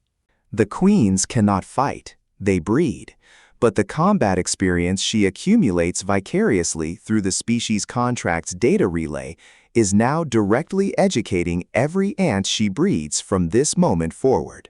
He thinks about what that means at scale. A colony of 1,000 gold potential hunting ants, all of them carrying traces of combat pattern data fed from the queen's experience relay, all of them gene-fused in the Manipulator to optimize for their assigned role. An ant army that gets smarter as it gets larger. Mo-woo rubs her antennae in his direction, the gold ring patterns catching the stove's firelight. And the sound she makes this time is clearer than any previous communication. Rustle, rustle. This body is strong. Master, Mo-woo will breed well. He nods. I know you will. 3 days later, the first gold potential hunting ants emerge from Mo-woo's breeding chamber, hatched silver rank at birth, carrying gold potential, fused within 12 hours with the best gene fragment combinations he can source. They are larger than their silver predecessors from the first day, even before the gene fusions. And the carapace has a faint gold tint that the previous generations did not carry. He runs a test engagement, 5 of the new gold potential hunting ants, against a silver mutated creature the Sentry Ant Network has flagged in the Northeast, a silver mutated badger, compact and aggressive, which the original silver hunting ants could handle at a 3-to-1 ratio. The 5 new ants handle it in 40 seconds at a ratio of 5-to-1 with no losses. He calls them back and feeds them immediately. Gold potential ants eat more, and the feeding cost per unit is higher, but the combat output per unit is dramatically higher, which means the cost-efficiency balance actually improves as the army shifts toward the new generation. He adjusts the breeding allocation. Mo-woo focuses on gold potential hunting ants. The Sentry Ant Queen focuses on sustaining and expanding the Sentry Network, and the nucleus compounds both simultaneously. The Sentry Ant Queen, still bronze rank, is developing towards silver on plant matter at a pace that Seong-ha's sandalwood supply is actively supporting, and the Sentry Network's coverage efficiency improves every day as the workforce density across the 2,000-meter territory increases. The month closes. The broadcast announces the end of the first natural month and the second natural disaster draw, and the region waits in the particular silence of people who survived the first one and are not sure they want to know what comes next. Jang Hyun sits in the level 3 shelter with Mo-woo's colony humming in the animal pen and Seong-ha's plant compounds cooling on the workbench shelf, and the regional counter showing 7,812 survivors remaining from the original 10,000. 2,188 gone from his region alone in 30 days. The world counter he does not check anymore. The number was going to be something that required several minutes of sitting quietly with afterward, and he has learned to pick his moments for that kind of arithmetic. The broadcast voice speaks. Second natural disaster, fog of confusion. In 5 days, a deep cognitive fog will blanket the dark continent. Survivors exposed to the fog may lose directionality, temporal awareness, and the ability to read the survival manual. Duration, 3 days. Shelters provide full protection. He reads the description twice. Shelters provide full protection, which means this is not a test of resources or combat, but a test of infrastructure. Survivors without adequate shelter, without a light source that does not require the manual to manage, without food stored and accessible without reading descriptions, they walk into 3 days of disorientation without a compass. He looks at the dual-use stove burning without instruction, at the labeled food stores in the storage cabinet, at the workbench with its queue already loaded, and at Mo-woo's colony operating on instincts and species contract commands that do not require him to read anything. The fog is not a threat to him. The fog is an opportunity to stay home, breed ants, make bandages, and wait for the trade channel to reopen at elevated prices when 3 days of production stoppages create the same supply crunch that the cold wave created on its first day. He spends the 5 days before the fog building stock at every level: bandages, reversal compounds, fences, buckets for anyone who still needs them, and a new product line from a blueprint Seong-ha shared: mutated plant extract potion, bronze rank, temporary attribute enhancement. She grows the plants, he processes and bottles them, and the production splits the profit evenly between them, because she pushed for the equal split and he accepted it without argument, because even on Blue Star, he knows when a partnership is worth more than a margin. The fog arrives on schedule. From inside the shelter, The only change is a gray-white cast to the light through the door curtain that makes the outside look like a held breath. The sentry ants operate normally in it. Fog does not affect creature cognition the way it affects human cognition, and the sentry ants' basic agility and beginner detection abilities carry them through the gray visibility without any noticeable navigation loss. He runs the colony, maintains the workbench queue, and checks the trade channel at intervals. Prices have elevated exactly as predicted, and he lists bandages at the new market rate and sells every batch before the listing has been active for an hour. He DMs Will on the second fog day to check in. Will has been sheltering since the fog began and is running low on patience, if not resources. He asks about Jang Hyun's setup. Jang Hyun tells him the ant colony is running itself at this point. Will is quiet for 10 seconds and then says, "I would like to see that in person, when the Alliance gets the range." He thinks about the mutual aid contract scroll Seong-ha mentioned holding and has not sent. The teleportation use case, trading partners visiting each other's shelters, is real, and the value is higher than the description implies, because the things that cannot be traded through the channel are the things that matter most. Watching the gene manipulator run, walking through the sentry ant network, standing in the animal pen with 200 silver and gold potential hunting ants arranged in formation. None of that trades over a chat channel. It transfers in person, and the alliance deepens when it does. He makes a note to ask Seong-ha about the contract once the fog lifts. The fog lifts on the third day, and the dark world reasserts itself with the particular clarity that follows any period of reduced visibility. Every threat in sharper focus, every advantage more obviously real. The sentry ant network covers 2,000 meters in every direction. The hunting ant army has 231 active units, of which 86 are the new gold potential generation, with gene fusions, and Mo Wu is breeding at the rate the nucleus and rapid reproduction and production expansion abilities stack to. The sentry ant queen is at 94% towards silver. 3 to 5 days at current plant supply, and she evolves.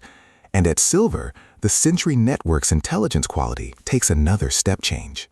The workbench is producing at maximum throughput. The farmland is 3 harvests into the multi-year winter wheat cycle, and the yields have increased each time as the wheat mutates through repeated exposure to the spring water Seong-ha instructed him to use on the soil itself, rather than directly on the plants. Mutated soil that mutates the wheat, that feeds the system, that produces the army, that expands the territory, that reveals the resources that feed the system. The loop is running, and he is no longer fighting it, he is writing it. On day 36, the regional broadcast makes an announcement that changes the shape of every calculation he has been running. Shelter level 4 is now unlocked. Requirements: 1,000 wood, 500 stone, all level 3 facilities completed, and a special item called a territory anchor, currently available through specific world-level missions or rare chest drops. Territory Anchor. The item determines the radius of the level 4 territory expansion, and the radius scales with the anchor's rank. A black iron anchor expands to 3 kilometers, a bronze anchor to 5 kilometers, a silver anchor to 10. The sentry ant network at 2,000 meters already represents more territory than most survivors can patrol manually. 10 kilometers on a silver anchor is a radius so large it begins to encompass multiple shelters' former territories. He opens the World Channel for the first time in days. The anchor listings are sparse. 3 world-level mission anchors at black iron distributed to the top 10 globally, and the chest drop anchors are bronze at best in any listing he can find. He checks with Seong-ha. She does not have an anchor yet. She is working toward the world-level mission that awards one and has not hit the threshold. Her question back to him implies she knows he is closer, which is accurate. He tells her he has a bronze chest drop anchor from the second fog day chest sweep and is weighing the 5 kilometers versus waiting for silver. She is quiet for a moment, then says, 5 kilometers now is better than 10 kilometers later if silver takes a month to find. Practical. He upgrades. The territory expands from 2,000 meters to 5 kilometers radius overnight, and the sentry ant network's coverage area goes from roughly 12.5 square kilometers to roughly 78, a 6-fold expansion in a single morning. The new ground is immediate in its consequences. The sentry ant network, 300 strong, needs to be redeployed at the frontier before he knows what is in the new ring. And the first patrols go out on day 37 at dawn, into territory nobody from his shelter has touched. What they find is significant enough that he DMs Seong-ha within the hour. A river. Running water. Not frozen despite the residual cold. Tagged by the manual as a dark world water source with potential for mutated aquatic creatures. The fountain of mutation placed near it could seed the river itself. 3 additional forest zones with tree density far higher than his exhausted birch grove. Resource base for the next 6 months of wood requirements, if the hunting ants work them systematically. 2 collapsed shelters. Survivors who did not make it through the cold wave or the fog, with abandoned chests inside, still uncollected. And at the northern edge of the new territory, a region of caves that the sentry ants flag with a specific signal he has calibrated as warning level, not immediate danger level. Something large lives in the cave system. The sentry ants can feel the vibration of its movement through the rock without entering the cave itself, and the size estimate from the vibration data is gold rank or above. He does not send hunting ants to investigate on day 37. He expands the sentry ring around the cave cluster and waits, because the gold potential hunting ants are not yet at the numbers that would make a gold rank cave creature engagement rational. But the cave is noted, and the potential inside it, a gold creature in a confined space where his ant's tunnel fighting capability is a structural advantage, is also noted for later. Later is doing a lot of work in his planning right now. Later, second gene fusion for Mo Wu after she reaches Gold Rank's 2 fusion allowance.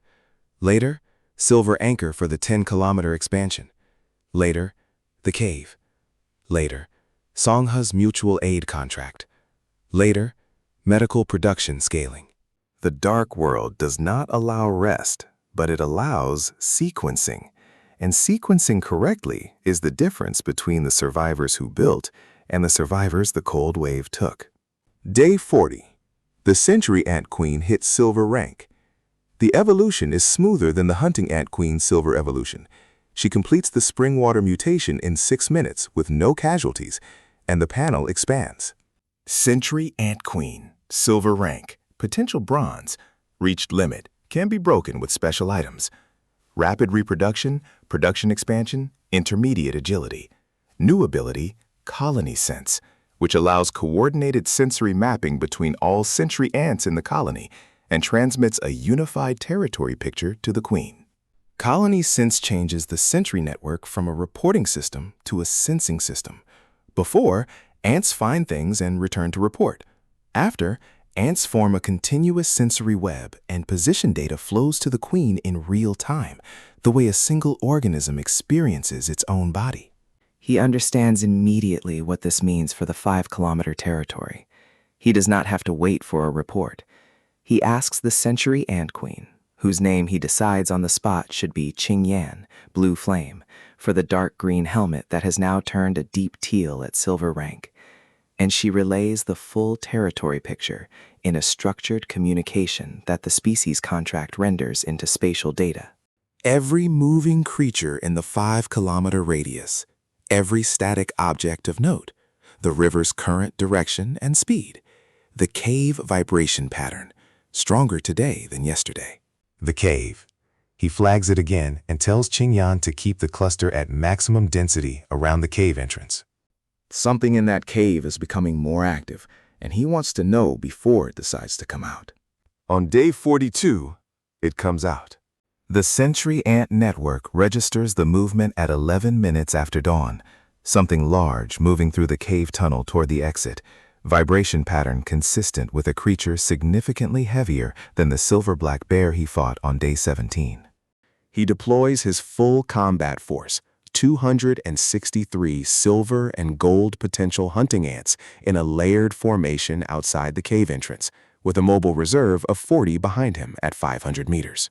The formation is set when the cave entrance darkens and something steps into the morning light. Gold rank mutated cave bear, 4 meters at the shoulder, Fur the color of old bronze with gold thread patterns running through it. Eyes the amber of the beast core he traded 40 bandages and 2 reversal compounds to acquire. Alert, already registering the ant formation. It does not charge immediately. It looks at the formation, looks at the pattern of spacing, looks at the positions of the mobile reserve behind, and its head turns to locate the human element of the coordinated attack. Its eyes find him at 500 meters. The bear holds his gaze for 3 seconds, and in those 3 seconds, Jang Hyun has the clearest possible picture of what gold intelligence looks like in a living creature. Not animal aggression, but tactical assessment.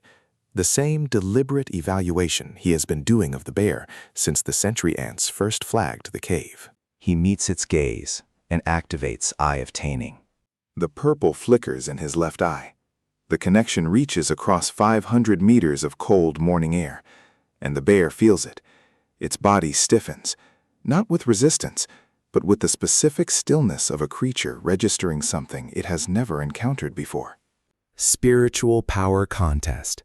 Gold rank creature against a silver rank taming skill, enhanced by species contract and every intelligence boosting item he has consumed in 42 days of red heart fruit, ranked meats, and physique accumulation.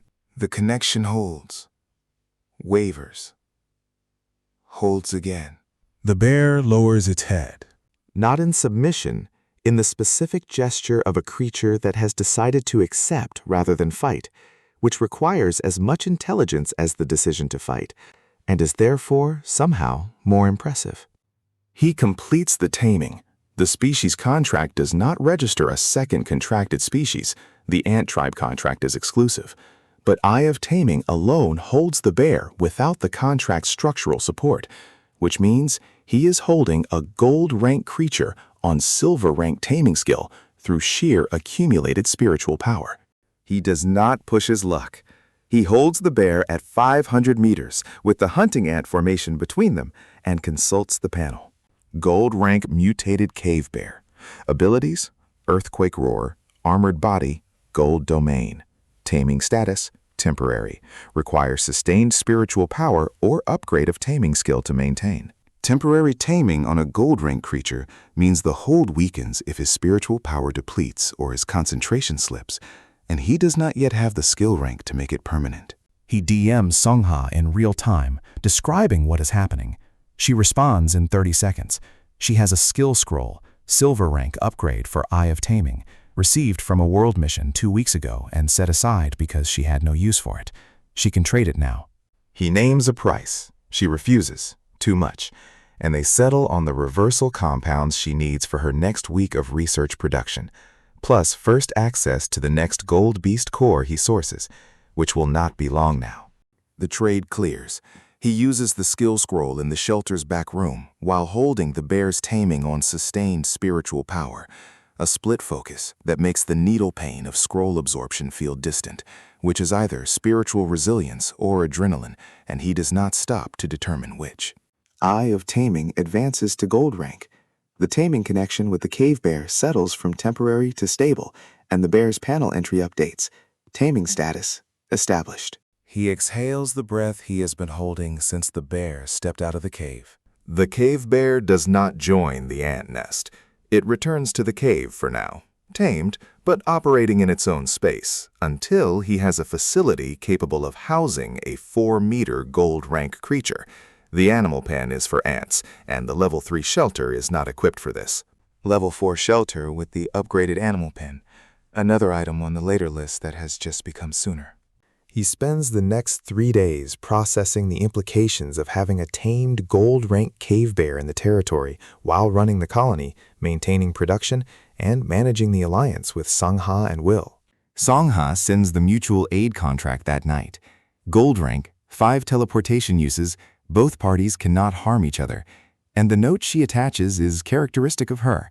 I have been deciding who to give this to for 2 weeks. It was always going to be you. He signs without ceremony and sends it back.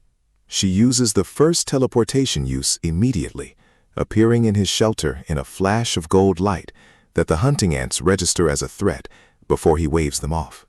She looks around the shelter, the workbench, the dual-use stove, the animal pen visible through the back door, with 200-some hunting ants arranged in resting formation, the nursery with its third rotation of multi-year winter wheat, the spring water well in the center of the floor, still glowing faint purple.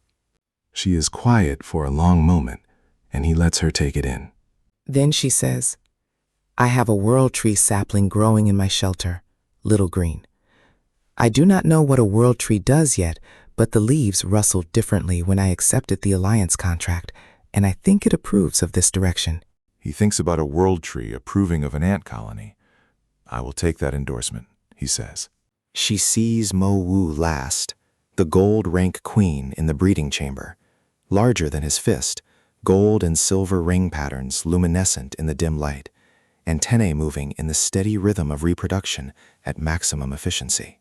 Mo Wu tilts her head at the new presence, antenna sense registering Seong-ha through the open door, and sends a communication through the species contract that translates as Master's Ally.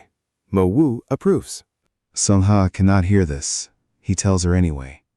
She covers her mouth with one hand. Did the ant did Mo Wu she cuts herself off and recovers. I will take that endorsement too, she says. They sit at the workbench for 2 hours reviewing the state of everything: the medical production pipeline, the plant compound development schedule, the territory map with the cave bear marked, the second natural disaster countdown, the level 4 upgrade resource requirements. Will needs to be brought closer. The alliance at 3 points, Jang Hyun, Seong-ha Will, covers combat, plant production, and medical supply in a self-reinforcing triangle that none of them could build alone. She agrees. She has been running the same calculation. She pulls out a mutual aid contract and looks at it and looks at him. She only has one remaining use on theirs. She gives Will the contract from her own chest without asking for a price, and he accepts within an hour and appears in Jang Hyun's shelter 2 minutes later with an expression that cycles through surprise, adjustment, and professional respect in approximately 4 seconds. 3 of them at the workbench, and the alliance that had been a verbal gentleman's agreement, and then a trade relationship, and then a mutual aid contract, is now, for the first time, a room with all its members in it. Will looks at Mo Wu through the animal pen door for a long time. Then he says, I had ants at my baguette on day 1. I killed them. I almost did too. The 3 of them sit with that for a moment, and the dark world hums outside the level 3 walls with every threat and resource and unexplored cave system that 42 days of surviving has not yet resolved. The work is not done. The second natural disaster countdown reads 4 days. The cave bear needs a proper facility. Mo Wu's breeding output requires a feeding pipeline larger than what Will's hunting and Seong-ha's plant work currently sustain without coordination. The world has 8 billion people in it, and a system that draws monthly disasters, and a territory that gets more dangerous as it gets larger, and a trade channel full of people who have not yet figured out that the most dangerous thing in any region is not a silver black bear or a gold cave creature.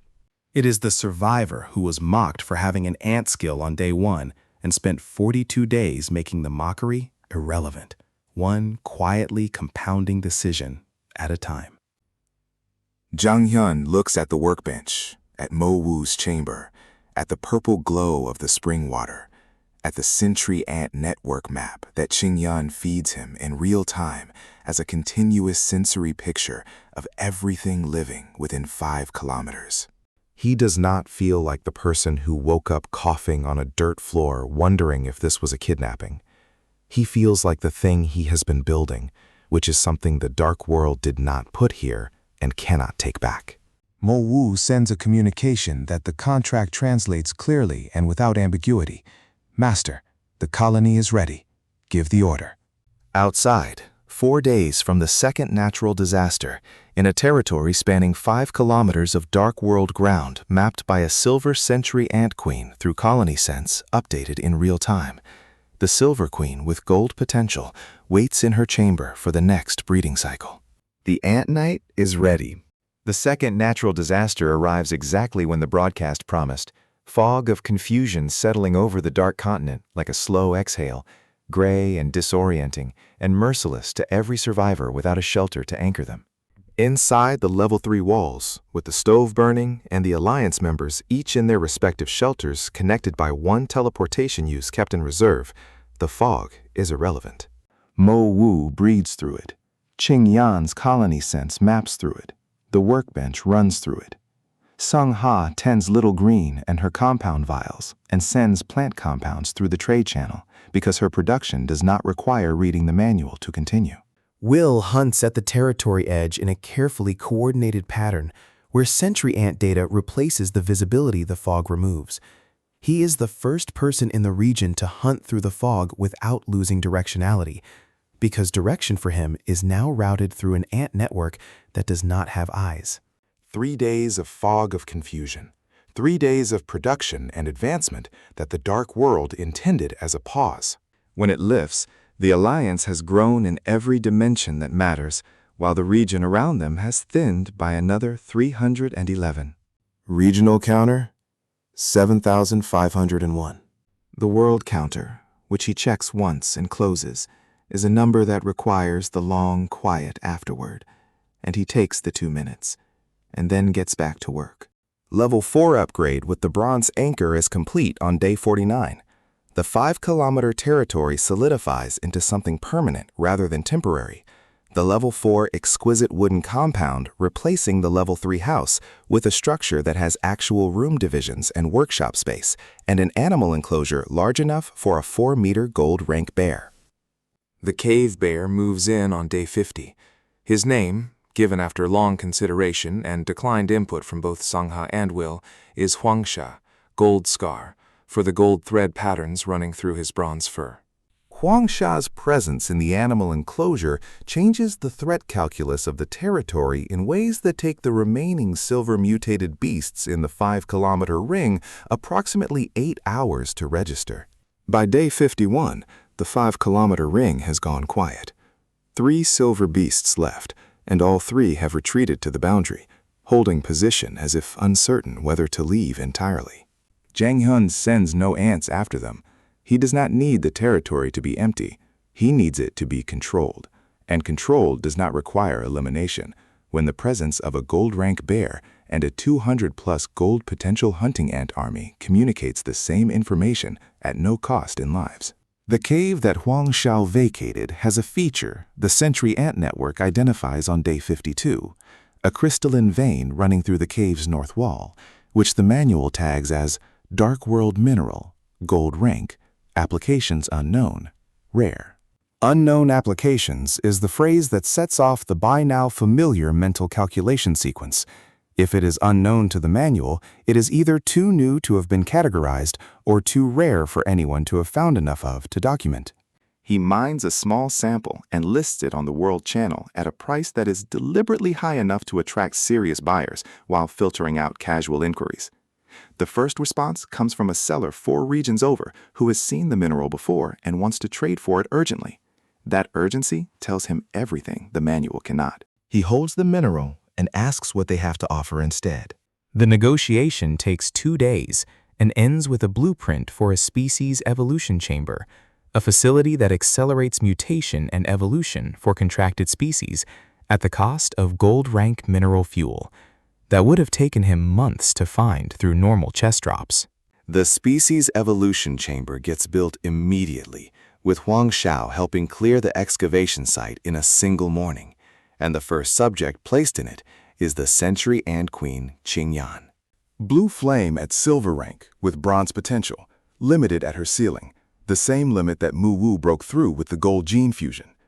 The evolution chamber's acceleration effect stacks with the food inputs and the nucleus and the spring water, and the rate toward the ceiling-breaking threshold climbs faster than any previous upgrade Jang Hyun has tracked. 6 days in the chamber with consistent plant material feeding, and Qing Yan's potential breaks silver under the evolution chamber's influence without requiring a specific gene fragment. The chamber's mechanism works differently than the manipulator, pushing potential through accumulated environmental pressure rather than direct gene splicing. Silver rank Century Ant Queen, silver potential, abilities restructuring in the update, and when the restructuring completes, the colony sensibility that already covered 5 kilometers does something it has never done before. It extends, not 5 kilometers, but 8, pressing into ground the level 4 territory anchor does not formally cover, because the colony sense is not a territory function, but a species ability, and the century ants can range further than the shelter's formal influence. 8 kilometers of real-time sensory mapping through colony sense on a silver potential queen whose ceiling is still not reached. He sits with the sensory feed for a long time on the evening of day 59, feeling the shape of the dark world through 300 sensory ant perspectives stitched together into one continuous picture. And he knows for certain that the thing he has built is not an ant colony anymore. It is infrastructure. Territory-scale sensing infrastructure with a combat arm and a medical production wing and a plant cultivation pipeline and a mutual aid network and a gold-rank apex creature in the central enclosure keeping the ambient threat level suppressed. All of it grown from 63 rice grain ants and a pale purple bottle and a stone axe that did not even reach the lowest rank the system recognized. Mu Wu sends a communication that evening. Master, first gold potential hunting ant has completed its second gene fusion and entered the evolution chamber. Current evolution rate, gold rank threshold. Estimated time to completion, 3 days. 3 days to the first gold rank hunting ant. He does not answer immediately. He sits in the level 4 compound with the stove burning and the cotton quilt on the wooden bed, and Huang Xia's slow breathing audible through the animal enclosure wall, and the faint hum of the ant colony running the way a city hums at night, without pause, without complaint, without needing to be told to continue. He thinks about the 8 billion people who transmigrated on the same night he did, and the 7,501 who are still in his region, and the ones who laughed at the ant skill in the early chat logs because ants are small and weak, and what could an ant possibly do? He thinks about Mo Wu saying the meat is delicious with genuine warmth in a communication channel that was not supposed to carry warmth. He thinks about Seong-ha talking to a world tree and the world tree answering. He thinks about Will standing in this room, looking at Mo Wu through the enclosure door and saying, "I had ants at my baguette on day 1. I killed them." And then he stops thinking about the past because the colony sense feed from Qingyan is showing him something at the 7-kilometer mark in the northwest that is large enough and fast enough and deliberate enough in its movement toward the territory boundary to require his full attention. Something gold rank. Something that moves like it is choosing a direction rather than wandering into one. Something that has been in the 8-kilometer range for 2 days and has been getting closer each day by approximately the same increment. Which is not a creature following a food trail. That is a creature approaching, with intention. He wakes Mo Wu. He wakes Qingyan. He contacts Seong-ha and Will simultaneously through the friend channel with a short message. Something is coming from the northwest, and it is gold rank, and it knows where it is going. Little Green's leaves have been facing northwest for 3 days. Will replies in 10 seconds.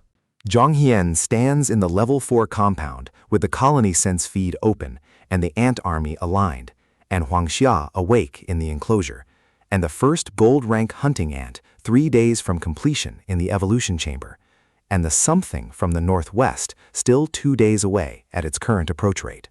2 days. Enough time to finish 1 gold rank hunting ant. Enough time for Will to arrive and add his combat output to the formation. Enough time for Seong-ha to prepare whatever Little Green has been signaling toward for 3 days. Not enough time to feel ready, which is fine, because 62 days in the dark world have established beyond any doubt that readiness is not a state you reach before things happen. It is the thing you build while things are happening, and the building never stops. The colony hums. Mo Wu breathes. Qingyan maps. Huang Xia waits in the enclosure with the gold thread patterns in his fur catching the stovelight through the enclosure window. Patient in the way that only things large enough to wait comfortably can be patient.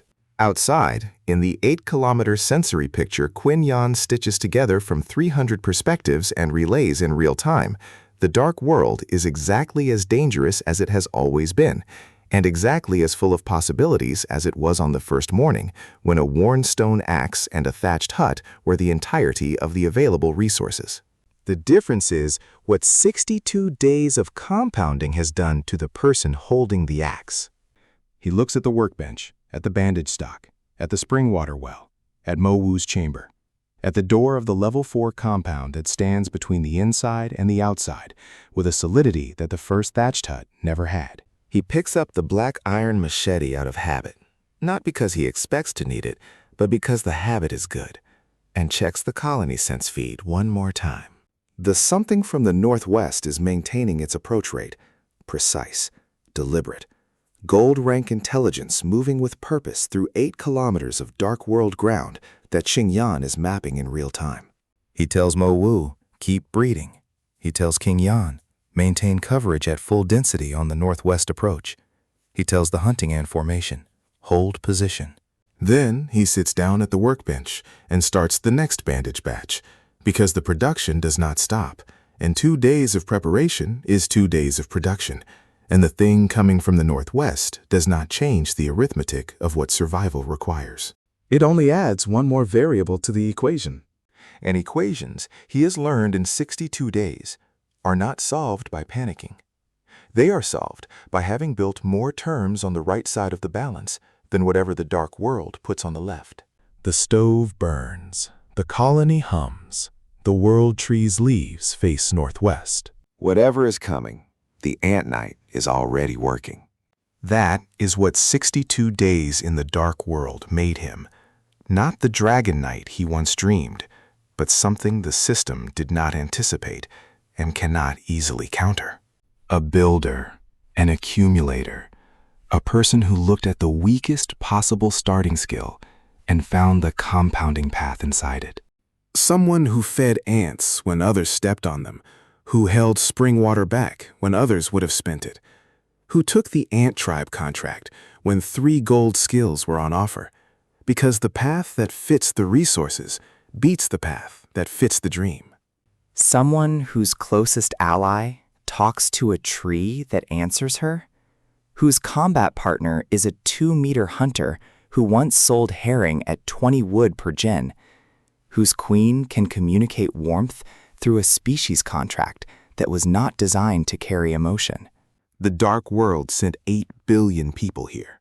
It sent them without warning, without consent, without a map of what was coming. It sent the cold wave on day 7, and the fog on day 30, and a monthly disaster draw that ensures no month is ever settled. And it controls the medical supply chain to keep the death rate at a particular curve. And it drops silver beasts in the territory expansion, and gold creatures in the caves, and unknown intentions from the northwest at approach rate 1. What the dark world did not plan for is the person who looked at 63 rice grain ants eating a stolen baguette and saw the beginning of an army. Mo-woo sends a final communication for the night as he finishes the bandage batch. Master, Mo-woo is content. Breed well tomorrow.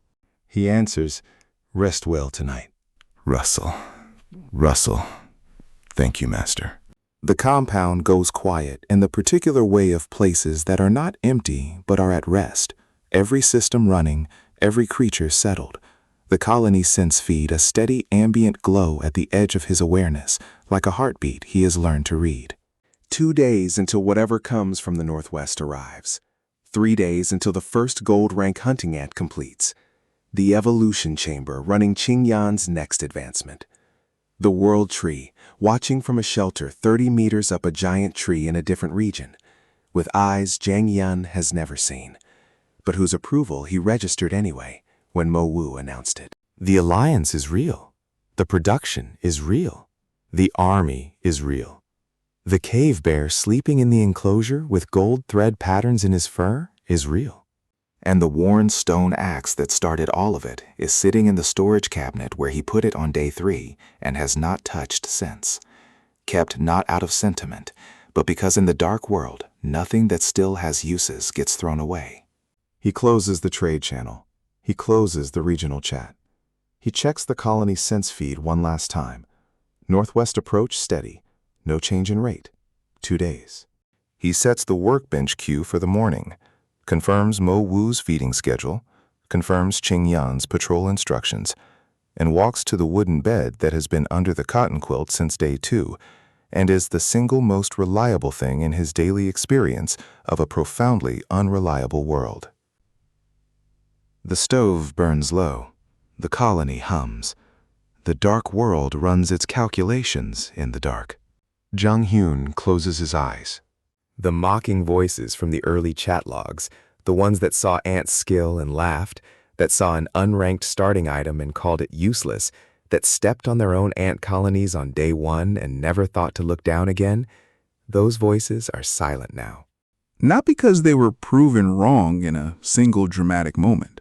Because 62 days of compounding made the gap too wide to explain with a single dramatic moment, and the silence is the only honest response to a gap that size. He does not need to hear them admit it. The colony sense tells him everything he needs to know about the shape of the dark world, and the shape says, keep going. 3 days to the first gold rank hunting ant. 2 days to whatever comes from the northwest. One world tree watching from 30 meters up, with leaves that face into the wind like something that has decided to trust the direction it is pointing. The ant night is not finished. He has barely started. But tonight, the stove burns and the quilt is warm, and Mo Wu is breeding, and the territory is mapped, and Will is on his way, and Seong-ha's plant compounds are cooling in their labeled vials. Tonight, the arithmetic is favorable. Tomorrow, the work continues. And in the dark world, for the person who shows up to work every day with everything they built the day before stacked underneath them, tomorrow is always the strongest position they have ever held. The colony sense feed goes to ambient at the edge of awareness, steady and full and 5 kilometers wide, and still growing. Mo Wu's breeding chamber hums with the low warmth of rapid reproduction in progress. Wang Sha's breathing slows in the enclosure. Deep, even, the breathing of something that has nowhere pressing to be and does not need to pretend otherwise. King Yan's century ants hold their positions across the territory in the dark. 6 pairs of compound eyes per scout, antennae turning slowly in the cold air. The colony's sense feed never going offline, never needing rest the way the human at the center of it does. Outside, the dark world does what it always does. It runs. It draws. It tests. And tomorrow, when the broadcast fires and the day begins, and whatever comes from the northwest is 1 day closer, and the gold rank hunting ant is 2 days from completion, Jang Hyun will be at the workbench with the production queue loaded and the alliance active and the colony sense map open, and 63 days of compounding behind every decision he makes. The dark world mocked the ant skill. The Silver Queen already answered that. The Gold Queen is still answering it. And the answer is not finished yet. It will not be finished for a long time. The stove burns low and steady in the level 4 compound, throwing orange warmth across the workbench and the animal enclosure door and the spring water well that has not stopped glowing purple since the first night. 62 days from a thatched hut and a worn stone axe. 62 days to a gold rank queen, a tamed gold rank bear, a 5-kilometer sensory network, and an alliance that covers combat, cultivation, and medicine in a triangle no single path could have built alone. 62 days, and the first ant is a queen now, and the queen has a name, and the name means Ink Moon, and she is breeding. The dark world sent everyone here without asking. Jang Hyun stayed anyway, and built anyway, and kept building past every ceiling the system placed in the path, because the path that fits the resources beats the path that fits the dream, and the dream changes when the resources are real. The colony hums. The world tree watches. The northwest holds 2 more days of distance. Whatever the dark world draws next, the ant night has already started answering it.